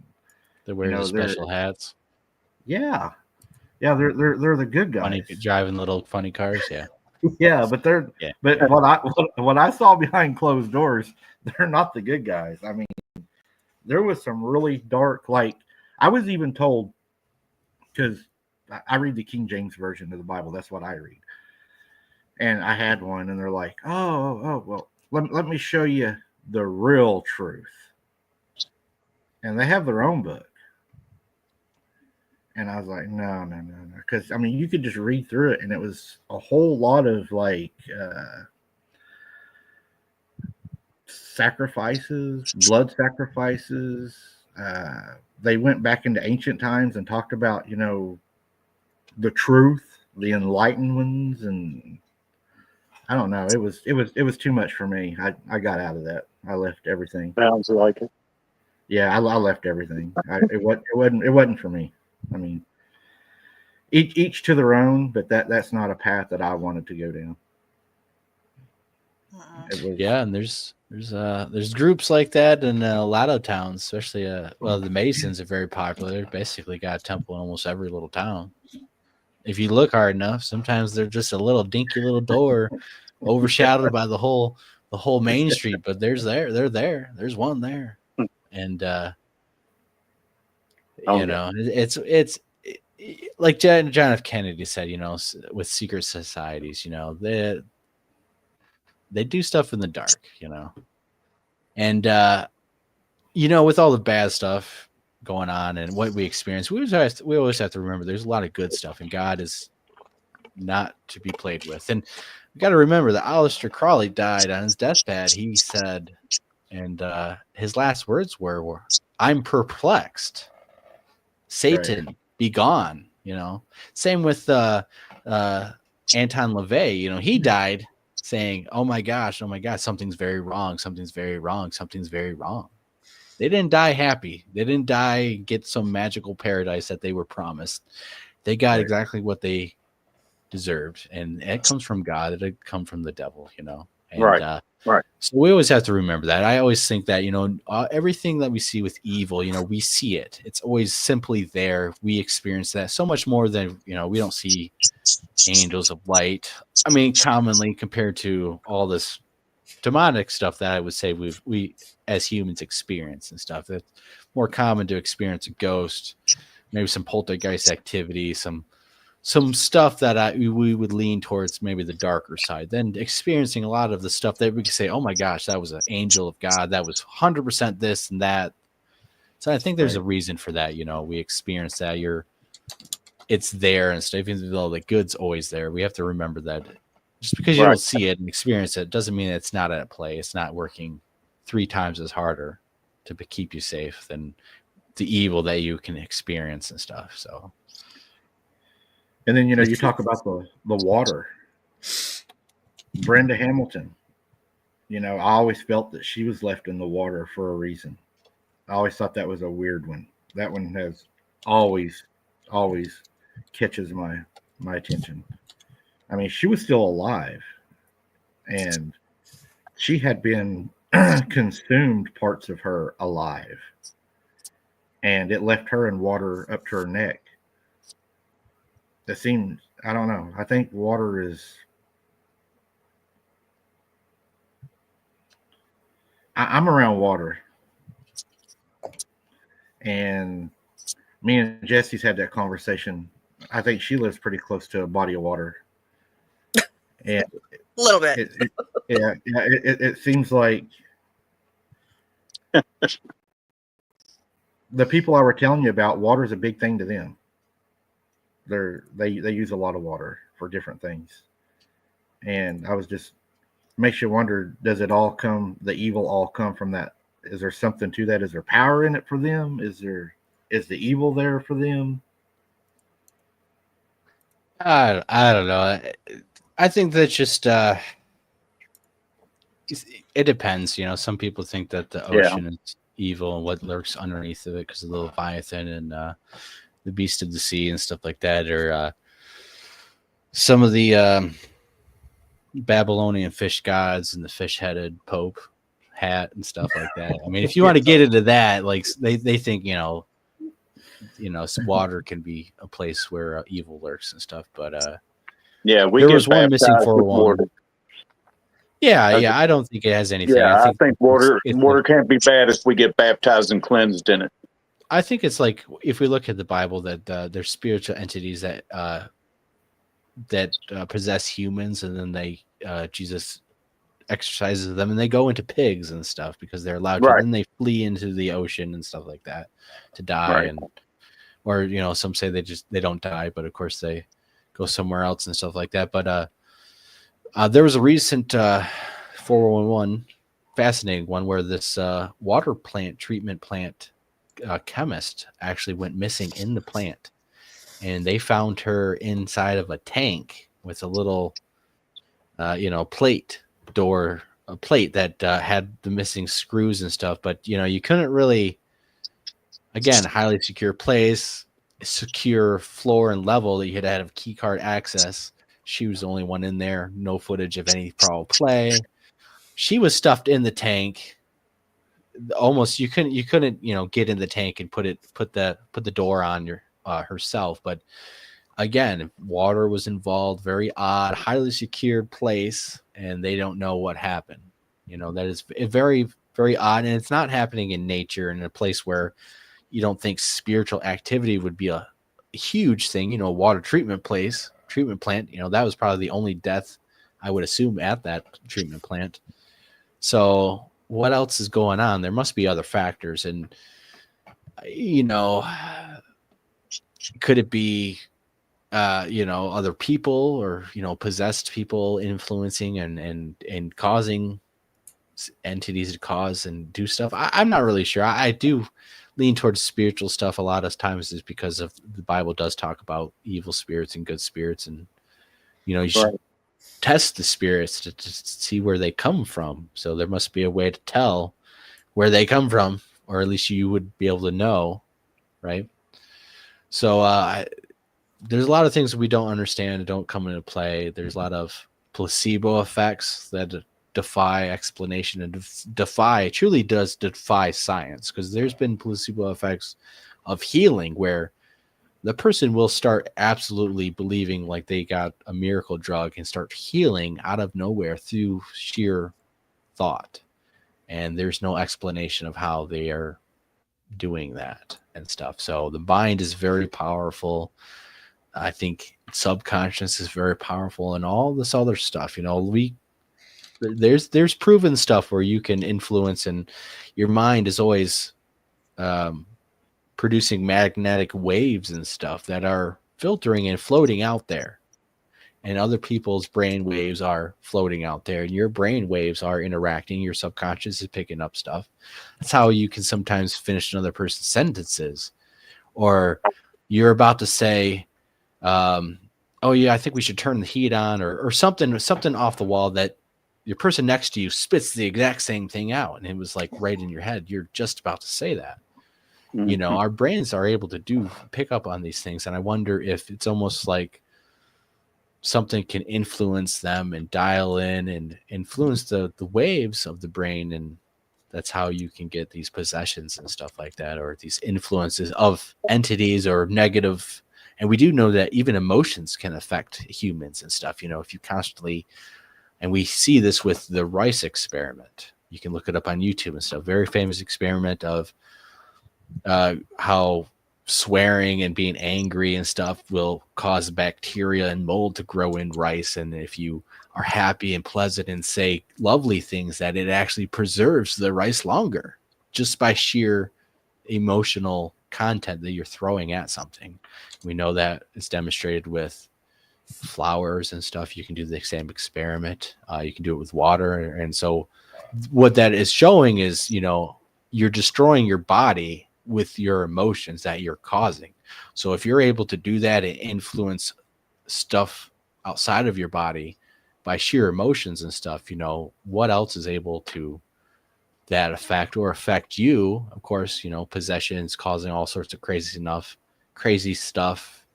You know, it's very fascinating how the human body operates and stuff, and how the mind can work. We fully don't understand it, and these entities almost like parasites, where they feed on that negative energy, right? They feed on you, they feed on your energy or your soul, right? They're feeding on something, right? And it's very fascinating how our emotions and negative energy can affect the things around us, but good energy and stuff too. So I think that comes into play. They want to make you feel scared and terrified and stuff like that. And it must be a reason and stuff, you know, it's kind of creepy. It's just creepy in my opinion, but fascinating at the same time, because we are very special. You know, we're not monkeys with amnesia who just, you know, civilization. Oh yeah, someone built the Sphinx and somehow the pyramids are great. And yeah, you know, we used to have Atlantis, and we used to know that people were possessed and their spirits, and oh yeah, we had names for all these cryptids, and then we just kind of forgot, like, all the time, every couple thousand years of every culture. You know, we just, you know, forget how to do stuff, and, you know, talk about the aliens coming down, or space people, or these demonic entities sacrificing blood. Like, you know, what's that about?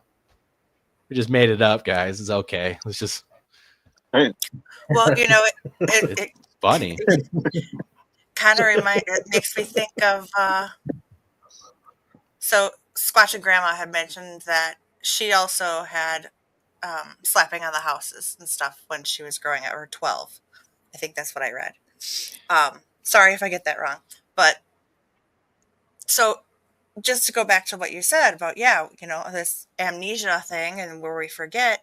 So it goes into all of these stories. We know it. We tell it to our kids. Our kids tell it to their kids. And a couple generations later, it becomes myth and legend, old wives' tales, just plain stories to, again, make kids stay in the house at dark and not run around. And sooner or later, none of these things seem real, and until the cycle starts all over again. Little Johnny goes missing.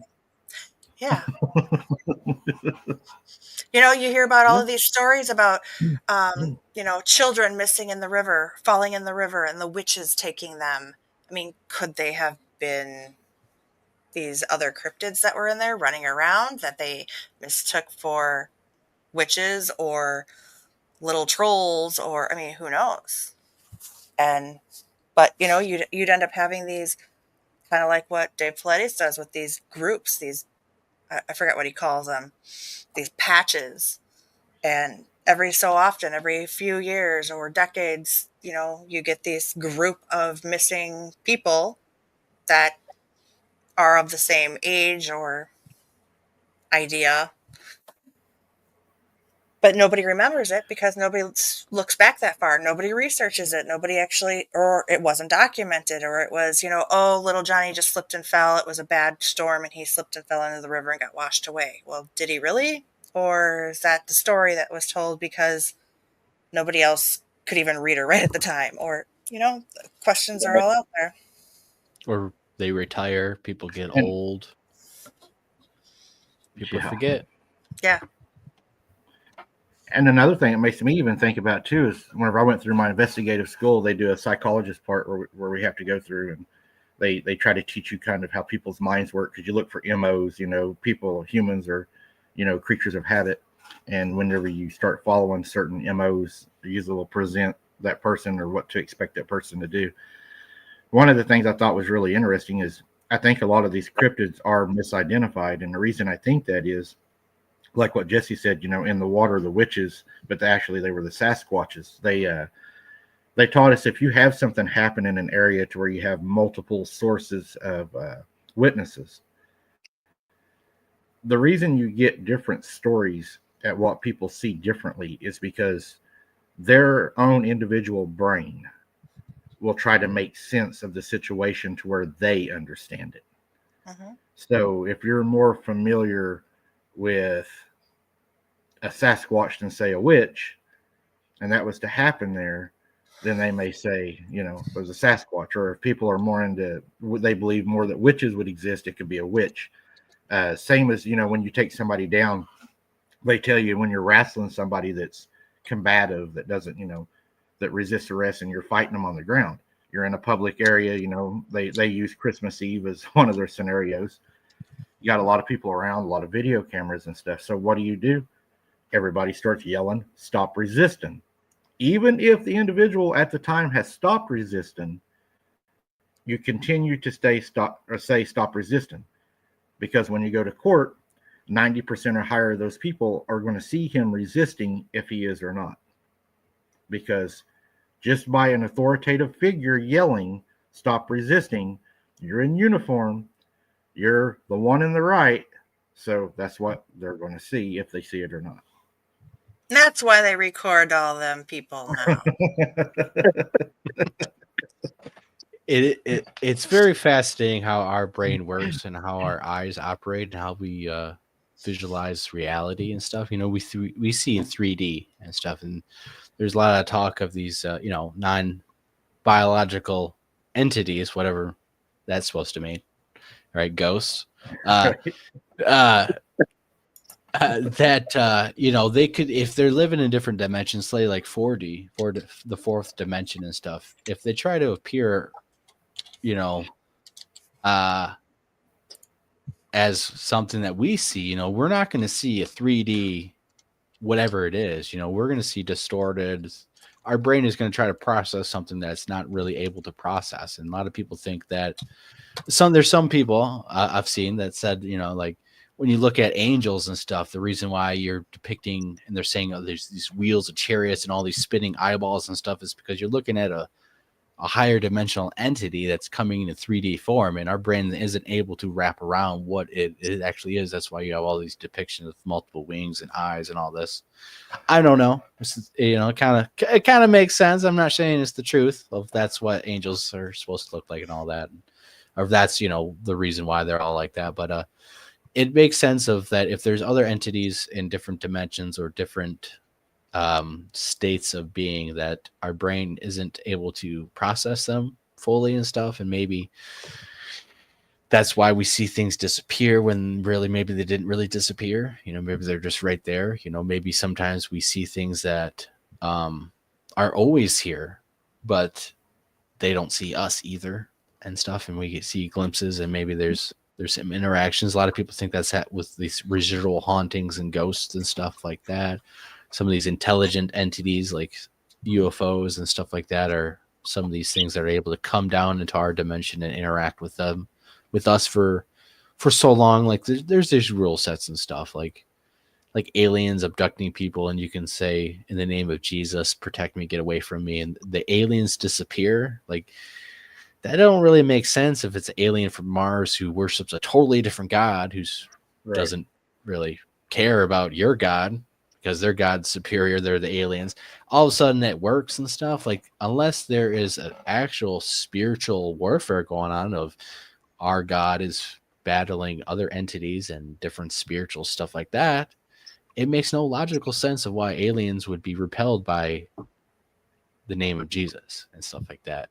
But it makes sense in the Bible. It says that the spirits and stuff, they listen, they get obey, they fear the name of Christ and stuff like that. So it's very in your face of some of the stuff that's going on. It's just hard for us to accept it because it's not tangible. It's the spirit world. It's like the fourth dimension. It's some other place of some magical voodoo stuff that we just, blah, blah, blah, blah, blah. But yet we have examples of it. A lot of people experience ghost stuff they can't explain. And whether you're religious or not and stuff like that, they don't seem to care. They prey upon a lot of different people. Yeah. Like Jesse told me the other night, stop strobing the sky. I didn't know there was anything even. I didn't know there was anything even to that. It was just quiet out. It was boring. Nothing was going on. So I turned my flashlight on strobe and I'm shined it up in the sky. And she's like, "Don't do that." All serious. Some people are beginning to think that we're summoning Bigfoots by tree knocks. Tommy knockers, tree knockers. You're knocking on wood. That comes from some knocking on the tree, call for the tree spirits, knocking on stuff and calling and doing sort of stuff. So do we just evolve into modern times and now we're just doing the Bigfoot, hokey pokey with the ghosts and spiritual stuff, and we're doing a Ouija boards, except we're just knocking on woods and doing stuff that we, it's very troublesome and stuff. There's a reason why Bigfoot isn't discovered. We can't get any good footage. Drones haven't come out with good epic footage, National Geographic, military, stuff like that. There's a reason and stuff. There must be a reason why the government keeps it classified. If it's a big dumb monster, a fucking grizzly bear is a big dumb monster that eats people, and it's just as scary. I wouldn't go chasing that after dark. I'd go chasing a Bigfoot after dark. And then so there must be a reason. You're making noises and you're trying to, mimic what they're doing. And it reminded me of the Lewis and Clark expedition to where they ran onto the first tribe of Indians, and he thinks he can speak their language because he's been with the others, and he starts yelling this language, and he's not yelling "we're friends," he's yelling strangers, and he's running at them, and they're like, "This guy's a danger." They're about to kill him because they don't understand why this guy's running at them. They've never seen yelling strangers. There's no telling what we're saying to them when we go out there and we do that. What you recorded or what you've heard that you're trying to mimic, that could have been a war between them or an argument between them, and you're out there saying it back to them. How are they going to, because I've been catching a lot of EVPs. I don't know if you've caught a lot of EVPs, but some of mine are pretty disturbing. I can't hear them when I'm out there. Jesse and them, they say they can hear them. I can't hear nothing. I don't know if I've shot guns too much without earplugs or if I just can't hear them. But when I'm out there, I don't hear them.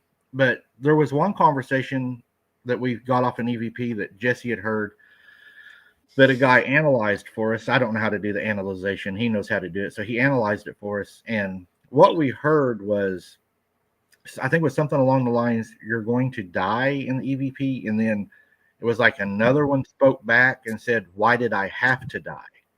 And he said the wavelength that was caught on was way too high for us to hear with our ears. He said, "That's why you're not hearing it in the field." He said, "It's above what we're capable of hearing." So it's like there was a conversation of something going on in the area that I was in that the microphone picked up. Oh, one of them actually said, "Yeah, I've got it." Said, "Actually, your name, Mike. You're not leaving tonight." Yeah, Mike, you're not leaving tonight. Yep, and you're gonna die. You're going to die. Yeah. A lot of evil. Yeah. And I told Jesse, I said, "Well, they're talking about another Mike," but not this one. Yeah, I don't mind cryptid hunting. If they get close to me and they do stuff, I'm the first one to say, yeah, I get scared. I'm not going to lie and say that I'm not afraid. I do get scared, but I'm more afraid of the things I can't see that's happening around me, because now when I'm out there, I'm like, it's kind of like I know now that, yeah, because what I'm seeing and hearing may not be necessarily everything that's going on around me. There could be other things happening that I can't hear or sense, that maybe that's why I feel like I shouldn't be here, because my body can pick it up, but I'm not able to physically hear it or see it. And that's on my mind now when I go out there. I think being in the woods has something to do with that too. You know, it opens you up from not being distracted by the modern world at the very least. But you know, you feel a energy change. You feel, you feel different. You know, being out there and stuff, especially at nighttime, a whole different energy change. But you know, there's a lot of Native Americans. Some Native American tribes, I would say there's a lot of different beliefs in the Native American tribal worlds about Bigfoot, but a lot of them think that they're a spiritual entity. Some think they're evil. Some think that they're not evil, that they're a watcher from the creator and stuff. There's the Algonquin language and stuff, and Seven Grandfathers teachings tells them about being a bringer of knowledge that basically taught the tribe the law of honesty, how to be true to yourself, to never lie, to always be honest with everything and stuff. And that's one of 7 teachings that are basically like the reverse of the 7 deadly sins and stuff. You know, the opposite of that: humility, truth, love, honesty, courage. And Bigfoot is representative of that. They call him Gichisabe. Was the name of that giant who came out of the woods and spoke the native language to the boy and came back. There's other stories and books that are written talking about their hero, Nanajabo, encountered a Bigfoot-like creature who called himself the Bugajawinian, or was translated as the Wild Man. He was in the redwood forest. Mind spoke with them. They were able to converse without moving their mouth, without speaking. And he told them that my people are a tribe of people who live differently than you, and they don't congregate in the towns and cities, and they won't use trails, but they are people and will live differently and stuff. And that some people will know of them and stuff, but not many will believe. And, you know, when I think about people and stuff, you know,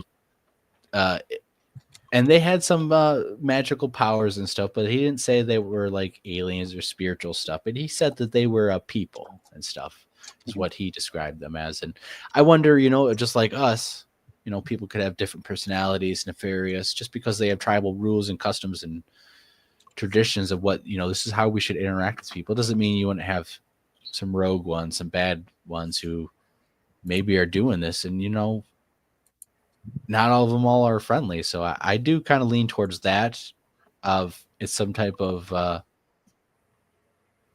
people out there who just have a little bit special, more abilities, not really much more than what we would have spiritually and stuff. If you think about it, especially with spiritual warfare, if you believe in that, you know, there's that sort of stuff. Right. And maybe there's more to it out there. Another good example I want to bring up real fast, because I just have it in my brain, is I can't remember what it's called, but there's a little documentary about animals understanding people. And there's this black panther that got rescued. It's in a sanctuary and it's mean and it doesn't like people. And this handler's like, I don't think we're ever going to be able to calm this thing down. And long story short, this woman who's kind of like a psychic is saying, you know, telling this dude, if you talk to the panther and you tell him how proud and beautiful he is and all this stuff, talk to him, that he will understand you and stuff. And this guy who's been a zoologist, zookeeper, trainer, and stuff like this is like, this is preposterous. You know, I would never believe this. Long story short, he actually does, and almost like a switch was hit. That big cat completely acts different, completely changes his whole attitude, calms down, and the guy can't believe it and stuff. And I really think there's something to that, where even animals can understand people in certain circumstances. Whether it's a feeling of energy or your brain is doing the magnetic waves and it's connecting somehow. I think if you open yourself up, you're calm, there's something going on, and it's not explainable through modern science, but it is talked about through teachings of history, of different cultures, of the Bible, of magic and stuff like that, whatever you want to call it, spiritual stuff, magic, special powers, telepathy, energy, vibration. There's something going on, and it has been going on for a long time, and humans have always been in the middle of this special mystery where we have these special things that we're able to do. And Right. I think there's a mystery. Bigfoot's part of that for some reason. I agree with you. I know I've even thought about that too. Because I believe, and I know a lot of people don't believe, but I believe that they can be killed. I believe they fear guns. I believe they fear weapons. They fear a camera. They fear a light. And if they are, and I'm saying if they are, descendants of the Nephilim, they wouldn't necessarily be full blood Nephilim. They're watered down. The Bible talks of, I'll probably pronounce this wrong, but the Eliod, which were the descendants of the Nephilim, which would be even a more watered down version of where they all first came from. And they would still be human because, they say that the angels had women into themselves and they had children. So even if it's watered down, they would have these special abilities because they would still, I think, retain some of the angelic abilities. I mean, yeah, they're human, but they also have that part of them that they have these special these characteristics that they can do things that we can't do because they come. Part of them is not part of what we are. They are a hybrid, I guess, in a sense. They have special abilities. They're different, but they're still the same. I mean, they still die. They still got to eat. They got to have shelter. They live in the woods. They have babies. The natives said they took their women to breed with. They would also eat their children. So, I mean, they were human enough that the natives didn't call them animal attacks. They said they were cannibals. They were a cannibal. So I think that's where I think that's where they lie. I think they have special abilities from where they came from. I think that a lot of their disappearing and stuff, I think is maybe be like an adaptive camouflage that they use. I think like what Blake is saying, they're still there, but you're just not able to see them. Mm-hmm. I hope not. I hope the Bigfoot's not Nephilim and stuff like that. There's a lot of, I mean, I could lean both ways, honestly, when it comes down to that. That's why it's like, until it's really in my face, I can't really say that they are, but it kind of would be simple to say that they are, and they are giants, right? If you look at giants, right, from history, there's a lot of cultures who have giants in their culture, and they're never. It's always nefarious. It's never usually 90% of the time the giants are eating people. The giants are kidnapping women. People warriors are going out to fight the giants, but they're eating people. They're kidnapping people. There's not really too many friendly giants in almost all cultures and stuff. Right. And a Bigfoot technically is a giant. So if we go by our history as people, well, bigger people, giants, eat little people like us. So at that, and if you not even spiritual stuff, but other primates, chimpanzees eat smaller monkeys. Gorillas have been have eaten meat before and stuff. We do know that Neanderthals preyed upon humans. We know that some of these other humans probably preyed on each other and stuff. So like, it's not really out of the norm for if it was just non-spiritual primate or hominin and stuff, that it wouldn't be out of the norm to eat smaller, weaker humans and stuff. It is very scary to think about, but yeah. And if they are Nephilim, the scary thing is they hate us. They probably hate us with a passion, and that's scary to me too. To think that something could eat me. I hope if it ever eats me, it's fast. It don't like start at my toes or something. And if they are the Nephilim stuff, then there's it's just a whole spiritual war game and stuff. So there's rules and regulations that they have to follow, and maybe waiting for the end of times for them to be released, like the locusts upon the earth. And well, that's why I don't think they can just walk into your house. I think they are banned from walking into your house. Or because they could walk through a wall. You know what I'm saying? I mean, you would think there'd be more attack reports. I mean, you would, especially in modern times, of like, Right. you accidentally piss off a Sasquatch and it's busting Yeah. through your house. Like, we can go live and film it. Like, you would think at some point in the last 20 years, something like that would be happening. Where I mean, we hear about cars going security through houses all the cameras. time. So, I mean, you got to think, if they're as strong as they are to take a tree and turn it upside down and stick it in the ground, and the root is up in the sky, and they're a foot, 2 foot around, they could easily knock a house off of its foundation. I mean, they're Well, you know, and I wonder too, so kind of like along the lines of the vampire theories and welcoming them into your home.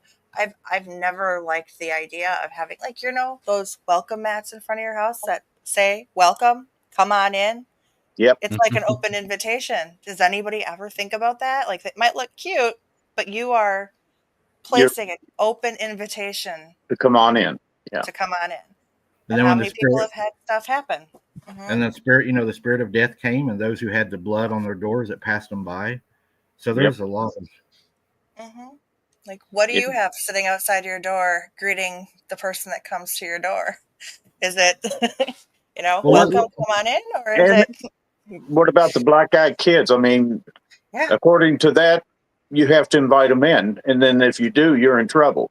yeah, But as long as you don't invite them in, you're okay. Well, don't open that door. it comes Yeah. down to, there's, you know, people that don't want to leave it, but there's rules and regulations when it comes to spiritual warfare where entities have to abide by. And I agree. maybe I think there's some entities that they have to be invited. They need the permission. There's some entities that they don't need that. They're a little bit weaker. They're a little bit, they don't have the same rule sets. They're able to, Right. and, you know, people might not like this or like to think about this, but, you know, there's, you know, maybe certain people or kids are even able to be influenced or attached and stuff because there's different rule sets and stuff for different, everyone's uniquely individually born, especially purposed for God.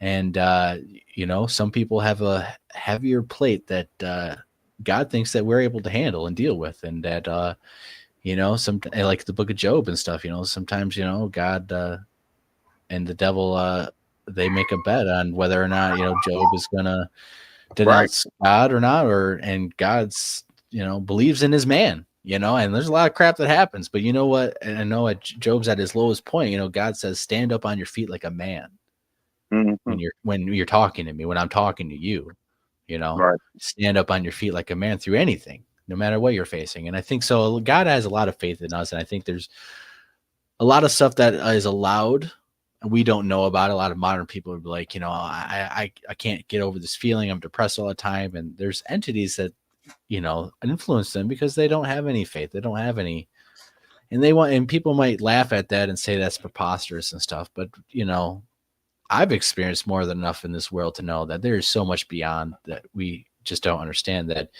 I've come across people who are, there was something else speaking through them. There's no doubt in my mind. They said stuff, and that there's no other person who should be able to know information like that, things like that. Right. And you know, a lot of people think those mental illnesses like narcissism and stuff like that is all mental, but maybe there's parasitic entities feeding on you and stuff that need the sin, that need the anger, that need the stuff that are making you do that, even though you don't want to do that. You know, it's like there's something else in you that's like a parasite, and you're getting this hunger to feed that parasite that's infecting you. And the more that you feed it, the stronger it gets, and the more it wants to consume and stuff. And that's what I feel about these evil entities. They're just basically parasites and stuff feeding on us because we're so much stronger than them that they need to make us feel weak and stuff. So it's kind of like a paradigm shift. They're never strong. They're never truly attacking and being super crazy, unbeatable, but they're always trying to make you feel so weak, is because that is what they truly need. Is you can't be strong. You know, you are weak, but in the reality is, you know, like Jesus had the power to resurrect people and move mountains and stuff. You have the same power that dwells within Christ. So obviously there's a reason why they try to feed off you. Yeah, what was it they said? We were the biggest insult. Slapping their face was the creation of man. You know, we have forgiveness. They don't have forgiveness, and they envy us for that. I mean, we fall so short of grace, but yet, you know, we're still, you know, long as we're saved, we have a path. They don't have a path. Well, a lot of that is, you know, they fell once, and that was it. Right. Humans, we fall multiple times, and as long as we get back up and trying and asking for forgiveness, we're always gonna be able to be forgiven and have that power. They fell once, you can never have that again. That is very supreme jealousy. We fall multiple times. As long as you stand up on your feet like a man, right? You know what, and never give up, no matter how much you fall. You always never give up.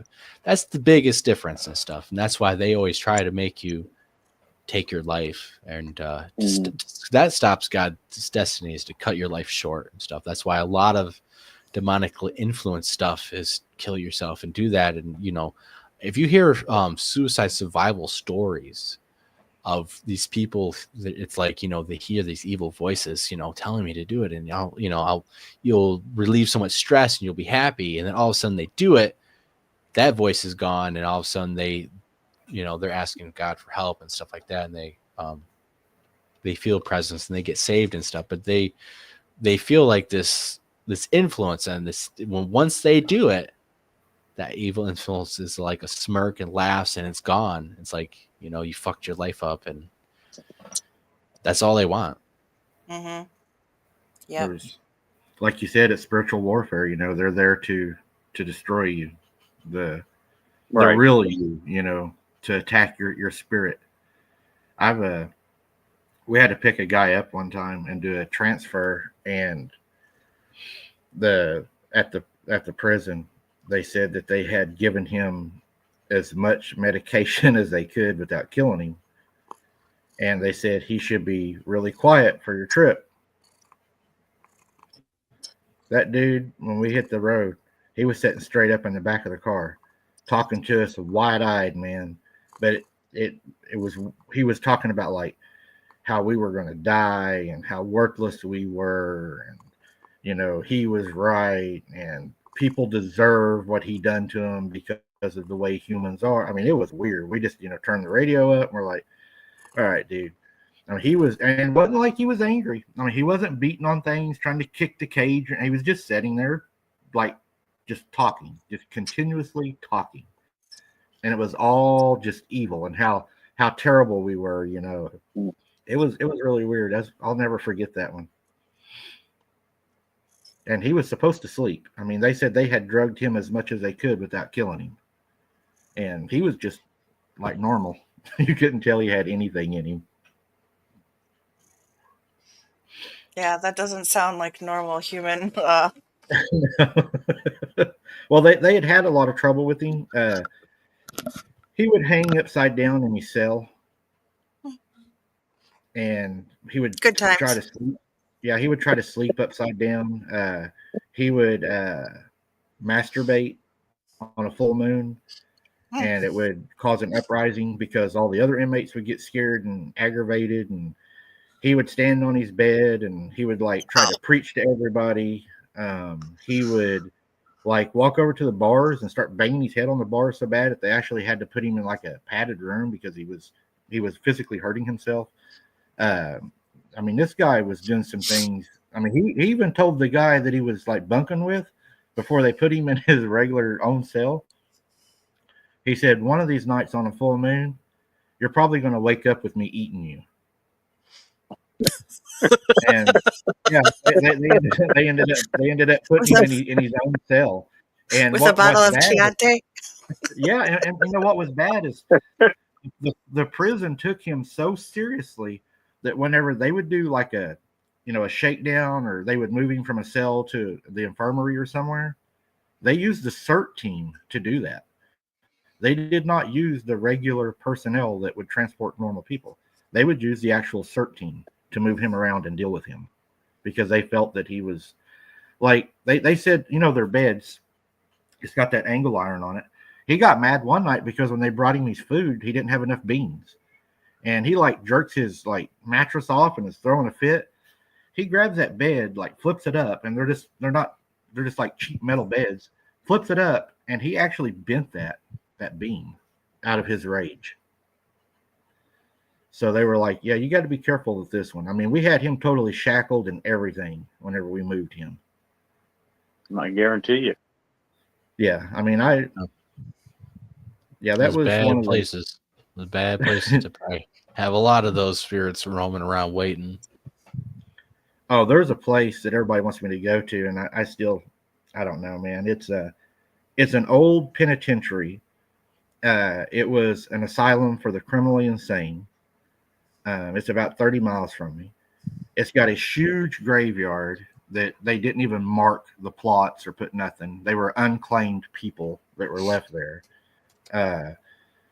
The old wheelchairs are in there. The shock therapy stuff is still in there. The old wheelchairs. It's just a dark, dark place. And I said, man, I don't know about going there because I'm afraid if you go there, I mean, there's no telling what would attach to you. I worry about bringing something, out of there with you because there was a lot of pain in there, a lot of heartbreak. Those people weren't treated the best. They were abused. And, one of them jumped off the roof there and killed himself. I know a lady he was related to her. He got loose one night and climbed up on the third story and swan dived.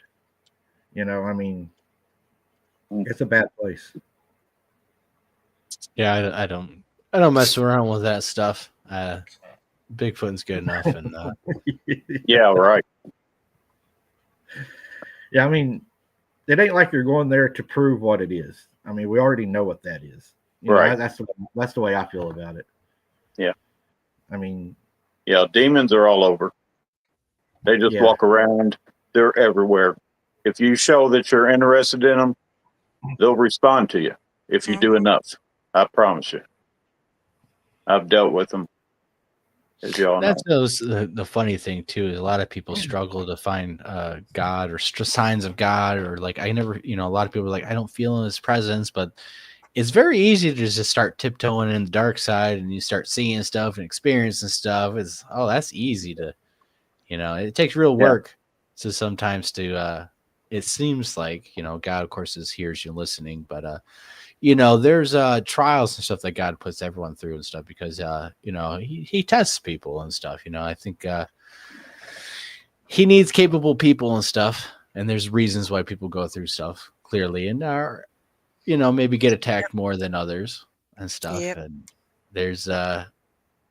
I think that there is a good reason why, you're able to see the darkness more. You're able to like get influenced and like, you can see it in pop culture and stuff like that. Or you hear about musicians who like, all of a sudden they start dabbling into stuff and then they start seeing entities or ghostly figures or the spirit writing stuff. And it's very easy to dive into that. And I think it's very weak, of course, in the end, but, yeah, Ouija board will bring them right in. I mean, you want to see them, get a Ouija board.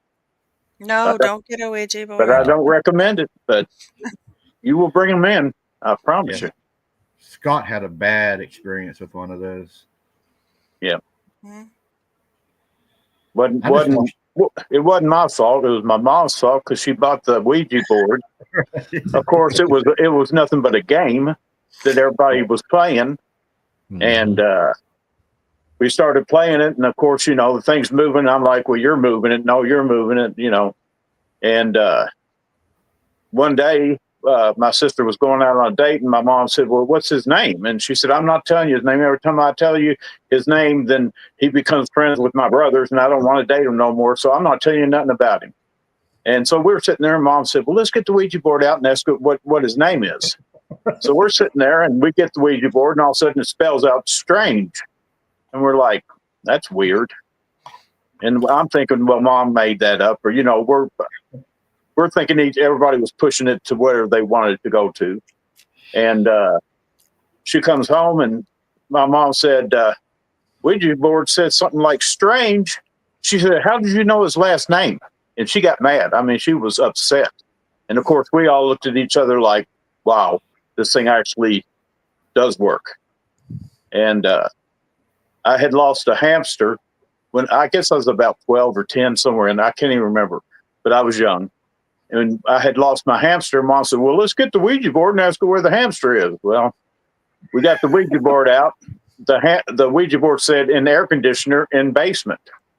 And we all started laughing, except for Mom. And I said, Mom, there's no air conditioning in the basement. It's outside in the window. You know, back then it was window units. And Mom said, no, there's no broken one down there somewhere, because your dad took it down there and was going to use parts off of it if he needed to. So I walked down there. Well, I found the air conditioner. It didn't have the cover on it. It was just open. And I looked down in there, and there was the nest, and that hamster was sitting right in the middle of the nest. So, yeah, it's definitely talking to the demons. There's no doubt. I had someone I know who teenagers were doing it, and they she's very adamant that it got very scary. I can't remember what it said and stuff, but pets started dying. One of the girls' pet died very, very abruptly, and they all associated with the Luigi board activity. Right. So they put a stop to it, and Yeah, I don't even know what happened to the game or whatever. I mean, we kept playing it, but it brought stuff in the house and really it went after me. It didn't go after anybody but me. And I would see stuff floating in the air. I was seeing a sock floating in there between my mom and dad while we were playing Scrabble. And it was just floating in there behind them. I'm like, look. And the minute I said it, the sock went straight down, but it never made any sound. It had, little tiles, wooden tiles that's got the alphabets on them. Scrabble? Yeah. No. Yeah, Scrabble. No. Yeah. Right, Scrabble. We put ours in a sock, and then you reach in the sock and pull out your tiles to replace the ones you used. And it was full of tiles, and it just floated up in the air. And I'm like looking at it. And of course, my dad said, oh, well, it's probably just gravity, gravity shifts and stuff moves. And I'm like, oh, okay, I'm like, yeah, sure. So the next time I was by myself, and I was walking down the hallway, and we had a little bathroom in the hallway. And I looked at, I don't even know why. Look, something just told me to look in the back, look at the thing. And all of a sudden, here comes the towel floating up between the toilet and the cabinet. And it's just floating in there. And I'm like, okay. This is gravity. It's gravity. Don't worry about it. But the last time when I was in my room, we turned off every light in the house when we went to sleep except for the hall light. But everybody had their door cracked just enough to let a little light in. And I'm sitting there in my bed, and I started hearing something breathing real heavy. And I had a little half bathroom taller than a sink. And I heard it breathe, something real heavy breathing. So I get up, run into Mom and Dad's room. I said, Dad, there's something breathing in my bathroom. He said, son, pipes breathe all the time. They'll make that sound. Don't worry. They're just sweating and they make that sound. I said, oh, okay. So I went back, laid down in my bed, and I mean, it's crazy. I was sitting there in my bed, and I had my eyes shut, and all of a sudden I heard it breathe again, but it wasn't in the bathroom. It was halfway between the bathroom and my bed. And I'm like, it's just a pipe. It's just a pipe, And man, the last time I breathed, it was right in my face. I mean, I didn't feel no breath or nothing, but it was so loud in my face, in my ears. I ran, jumped in the middle of Mom and Dad, said, I don't care what you all say. There's something in my room breathing. But every bit of that was brought in by that Ouija board. Yeah. Makes you wonder what was in your face, What did it look like? Oh, there's no telling. If I would have seen it, I'd probably been at a mental hospital. Yeah. Living the rest of my life, because I'm telling you, I don't want to see them. I've had that happen too. The breathing, and I didn't see nothing. I'm looking. My brother was sleeping in his bed. I was in his room. Yeah. There's nothing creepier than that. I hear him breathing. And he's taking a breath, sucking in here. I hear something else breathing out. And I'm looking at him, and I'm watching him, and I see him exhale, and I see him breathing in, and something else is exhaling heavy, and it's just like, freaking out. It was a couple minutes, and I fell back to sleep, and it happened a couple times, but that first time, it was just very vivid. Yeah. Well, I never went back in that room. I literally, and this is the stupidest thing, I moved down into the basement, which we had a room built down there, a bedroom, an extra one. And I said, I'm taking that room in the basement. And you know, it never bothered me in the basement, never came down in the basement. I never had any problem. But I think my sister took over that bedroom, and she was, I think it was attached to that back room for some reason. But she was sitting there one night, her and Mom was sitting in her bed talking and reading a book or something.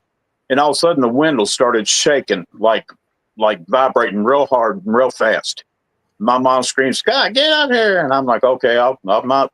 I said, "What's going on?" They said, "Somebody's out there shaking our screen window and shaking the whole window. Go to the back door, and when we say they're doing it, go out the back door, and you'll be able to see who's doing it." So I sit there by the back door, and all of a sudden that thing starts vibrating. I was like, "They're out there now." So I just had to open the door and stick my head out. There wasn't a person out there. So it was still taunting in that one bedroom. But like I said, I don't know what happened to the Ouija board. I know we didn't destroy it. Maybe Mom did, or Dad might have threw it away. I don't know. There's also a huge misconception that the people that are actually playing with that board are the ones that would be affected in the future, and that's not the case. I've heard several encounters and experiences where the people that were messing with the board, they had something that had happened to them directly at that time. Right. But whatever they opened up actually affected another individual who had nothing to do with it. Right. It attached to them. Yes. Mm-hmm. And they had no idea. And here's the fear thing. When you start fearing something, it's going to keep on coming after you because they thrive on fear. Mm-hmm. And I guess that's why it picked me, because I was the youngest. And, it freaked me out when I seen a sock floating in the middle of the air. I mean, what the hell? I mean, gravity works funny. But, when that towel lifted up beside that toilet, and I was still too young to really think of, I didn't think of demons and all that back then. I didn't even know what a demon was. And but when that towel lifted up, it sort of made me think, like, what is going on? We watched Monsters and Addams Family, but they, you didn't see things floating in the air like that. Shows we watched never showed anything like that. I had no idea what it was, except for when that thing breathed in my face, and I knew there was something in there that what shouldn't have been. Do you think maybe it attached to you because you were younger and maybe you didn't have the knowledge of Christ that they had? Almost guarantee it was, because my brother was 6 years older than me. My sister was 3 years older than me. But yeah, it came after me. It literally came after me. And there ain't no telling what it did while I was sleeping, There is no telling. But like I say, a Ouija board is the most dangerous. To me, one of the most scariest things to have is a Ouija board in your house, because you will bring stuff in that. And we've all seen it. We've seen it on TV and all that in movies. That stuff, even though it's a movie, a lot of that stuff happens with the Ouija board. You actually saw a demon in your TV, right, Scott? You sent me that photo here a while back. Yeah, I sent you a picture where my ex was sleeping, and I worked third shift, and she calls me at work, says, "You got to get home right now. You got to get home right now." And I said, because she didn't even believe in them. She didn't believe in any of this stuff. I was telling her that they were talking to me and everything here in this house I'm living in right now. Literally would talk right in my ear, whisper, and it was a man. And she didn't believe me. And that night she called me. She said, "I am scared to death. I need you home right now." She called my daughters. I mean, everybody had to work in the morning. I was the only one, but I couldn't leave work. So my daughter said, well, you can come over and stay at our house. But what happened is she was laying in bed. She felt the cover lift up on the other side of the bed. She said she felt the body lay down in the bed, and the bed literally sunk. And it was snuggling up against her. And she said she got scared, jumped up. And, you know, that's when she called me and everybody. But she said she laid back down and she could hear two women talking in the hallway. So I think it was a lady that was laying beside her. I don't know. But it did that 2 or 3 times. And she said, you got to get rid of it. Please get rid of it. I said, I thought you didn't believe in it. So why do I got to get rid of it? She said, you know how to do it. So I did. I chased it away in the blood of Christ. I told it to leave. It's not welcome here no more. I mean, I gave it everything I knew.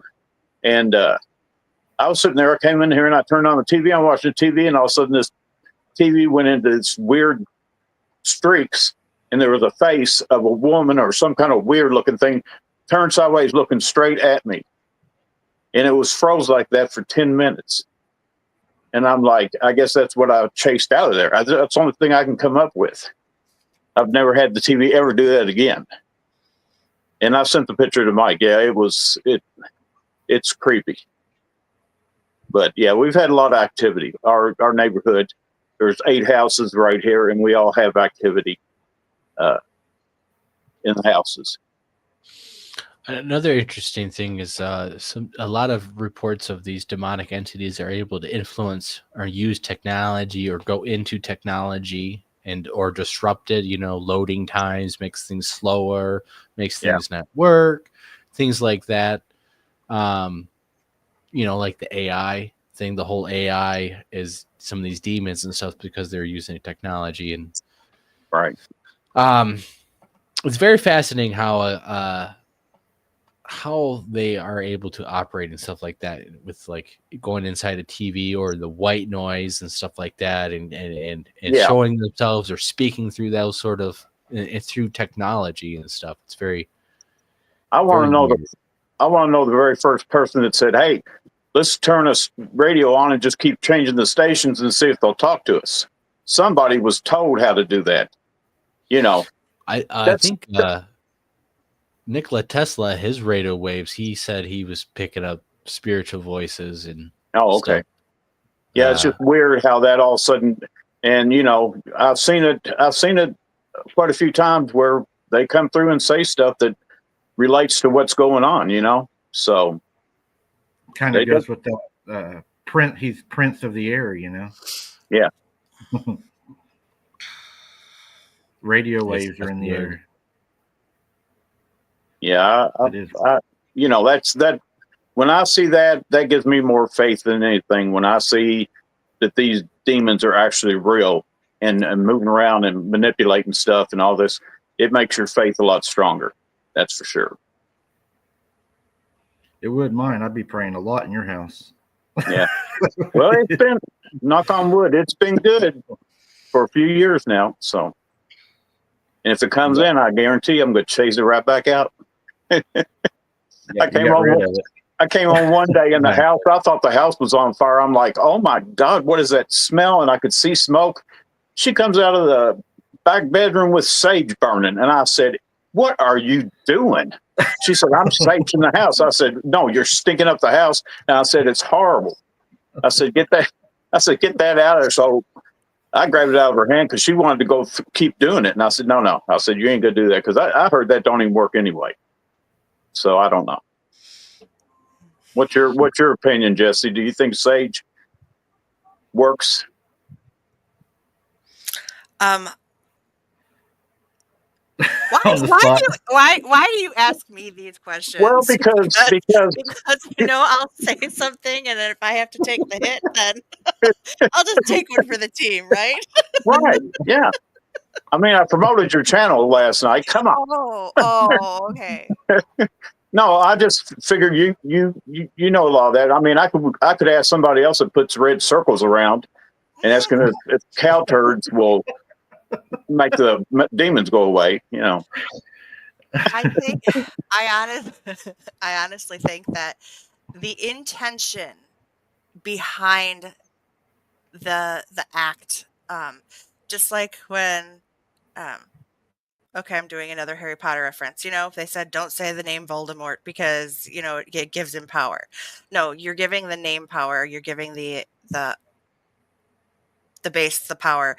But again, it works in the same way. So with sage, if you're burning sage with the intentions and you're doing it with the correct intentions behind it, Right. I do believe that yes, it could help. Does that work in its entirety? No, I don't believe that. But I think that it helps. I mean, if you think about even religions, Catholic religions, other Christian religions that go way back, the Jewish religion, there was something behind the smoke and the burning of there was a symbolism and a basis behind all of that. And again, if you're giving the correct intentions behind it and you're using it properly with that intention, you're putting that much more energy into it. Right. So yes, could it work? Yes, if you know what you're doing. Now, there are so many videos and things where people are like, oh yeah, I heard sage works. So they walk around with a sage stick or a sage, and okay, I'm good. And they have no idea what they're doing. They're just assuming that actual item has the power and they're not doing it correctly with God's power behind it. Right. Right. I keep on looking around because I see a black spot right there. Am I pointing at it right? Right there to the side of me, I see, and anywhere I move this stupid ass phone, it keeps showing up. So I keep looking around to see what would be reflecting a shadow. And that's where Jesse's going to get me in trouble, because on the sage, I will say that the sage doesn't work at all. That we're idolizing something. That's what I heard, but that's a physical object. That's so it's does the word. Holy water not work? So if you're I don't if believe you're you need Christian, holy water either. If you're a Christian and you believe it works, then I think, yeah. I believe it's the word of I God. don't. I believe the power is in the name. I believe that would be my. That's what I'm saying. Yeah. If you, I mean, you don't need anything. You don't need a cross. You don't need holy water. All you need is what Jesus gave you on the cross. He gave you authority over them. We don't need those things. And if we start using those things, I think it becomes dangerous, and we open doors for other things to come in, because then we're not using the faith that we were given, where again, we start mixing it with other worldly beliefs and other religions. And I think that Christ was pretty clear when he told us, you have authority over them. The name is the power. Right. But I do believe that there is something and there is substance to a lot of that stuff, because if you hear other experiences and other encounters where things don't have, you could sprinkle water on a person who is possessed, and just regular water, and they don't react, but you put holy water on them and they have an extreme reaction to it. They might not even realize that they're being sprayed with it. But are they reacting because of the water, or are they deceiving you to believe the water is working so that you don't seek the name of Christ? It depends on the experience. Now, unless you're actually looking into it and listening to those, much like when people when people start researching Bigfoot and they start looking into the whole topic. How many people come back and go, oh, well, you really believe that Bigfoot's real? We haven't found a body. Show me a body. Well, okay, but if you actually looked into the experiences and the stories that are behind it, people would start realizing, oh, here, I've been denying this, but how can you deny it when thousands of people have come forward with all of these similar experiences? What, has everybody just decided to come together and go, yeah, you tell the story, and next week I'm going to tell this story, and next week you're going to tell that story? No. So, Blake, What's your opinion? Oh, it's pretty simple with dealing with spirits. You know, you have the shield of faith, which is your faith in God and stuff, and then you have the word, which is the sword. So he gave your weapons to come prepared. You know, and you know, as warriors in Christ, as a man in Christ, women in Christ, you know, you're supposed to be a light shining in the darkness. Not only that, but you're a light that's on top of a hill shining in the darkness. You're meant to be seen by everybody. You're meant to take everything. And you know what? You're supposed to stand there like a man and shine bright and be a beacon of hope to everyone else. So the darkness definitely can see you on the hill, standing where everyone can see. And that's why I don't have any reserves about that. If they want to go to war, well, we've been bred for this war because that's what we're made for. So, and I think that's why they try to scare us more than anything and make us fear the power that we have in ourselves and not to discover, not have faith.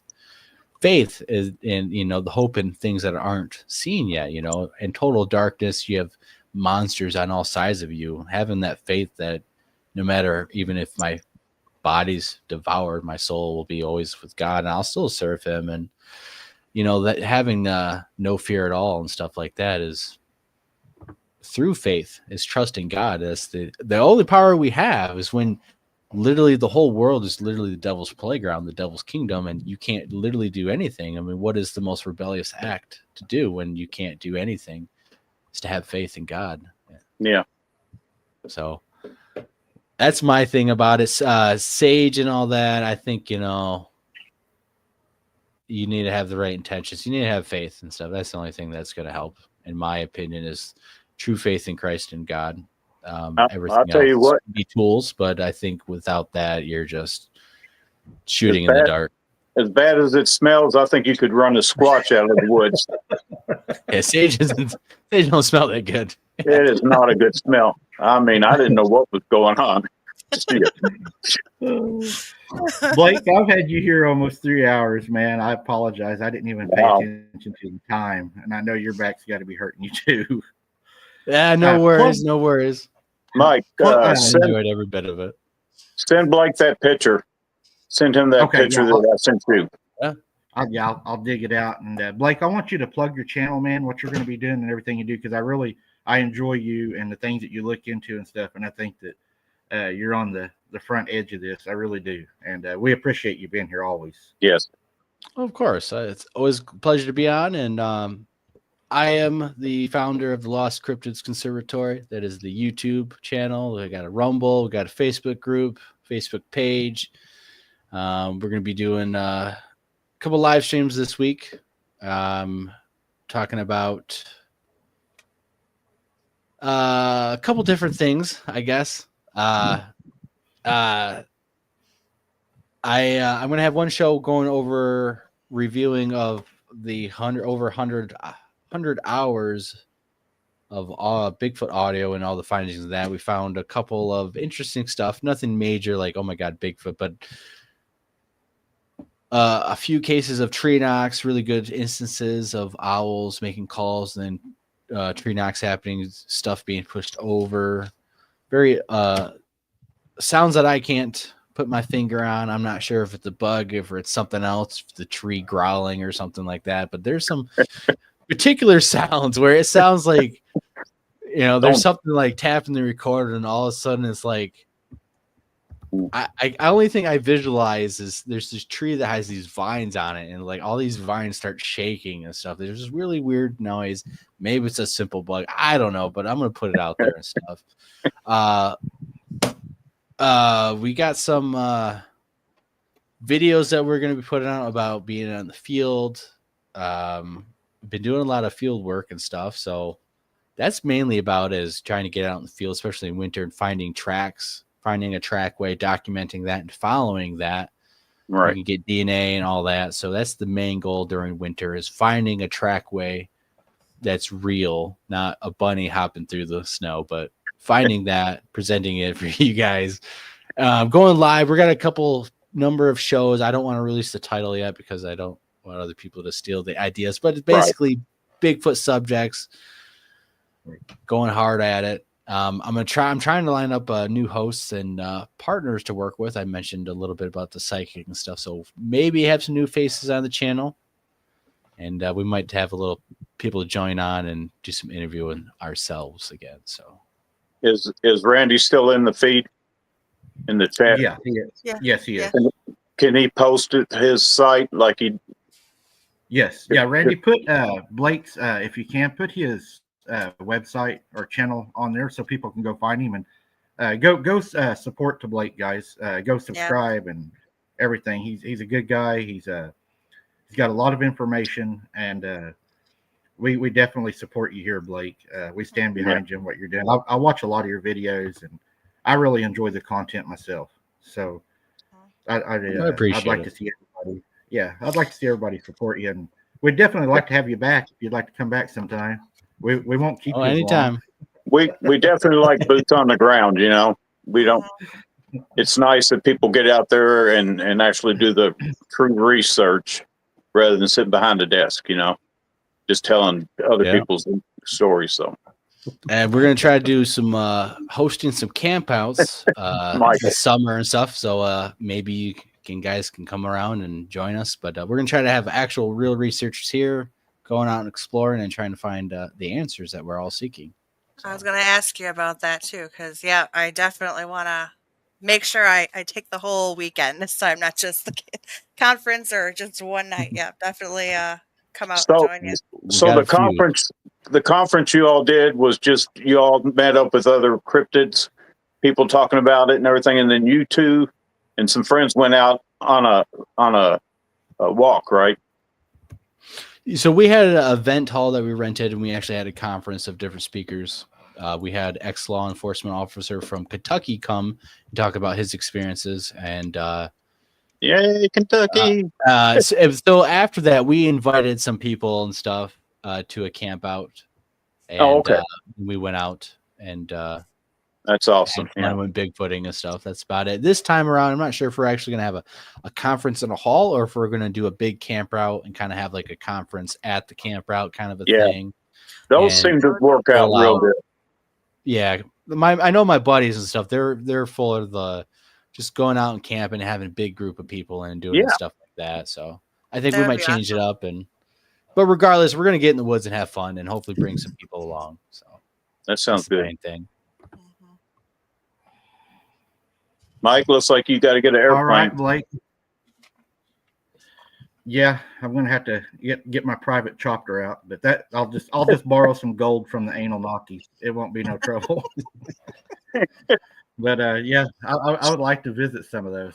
I definitely want to go to some conferences. I didn't even know they had one here in Oklahoma until Scott told me, but I don't know if I'd want to go to that one. I don't know.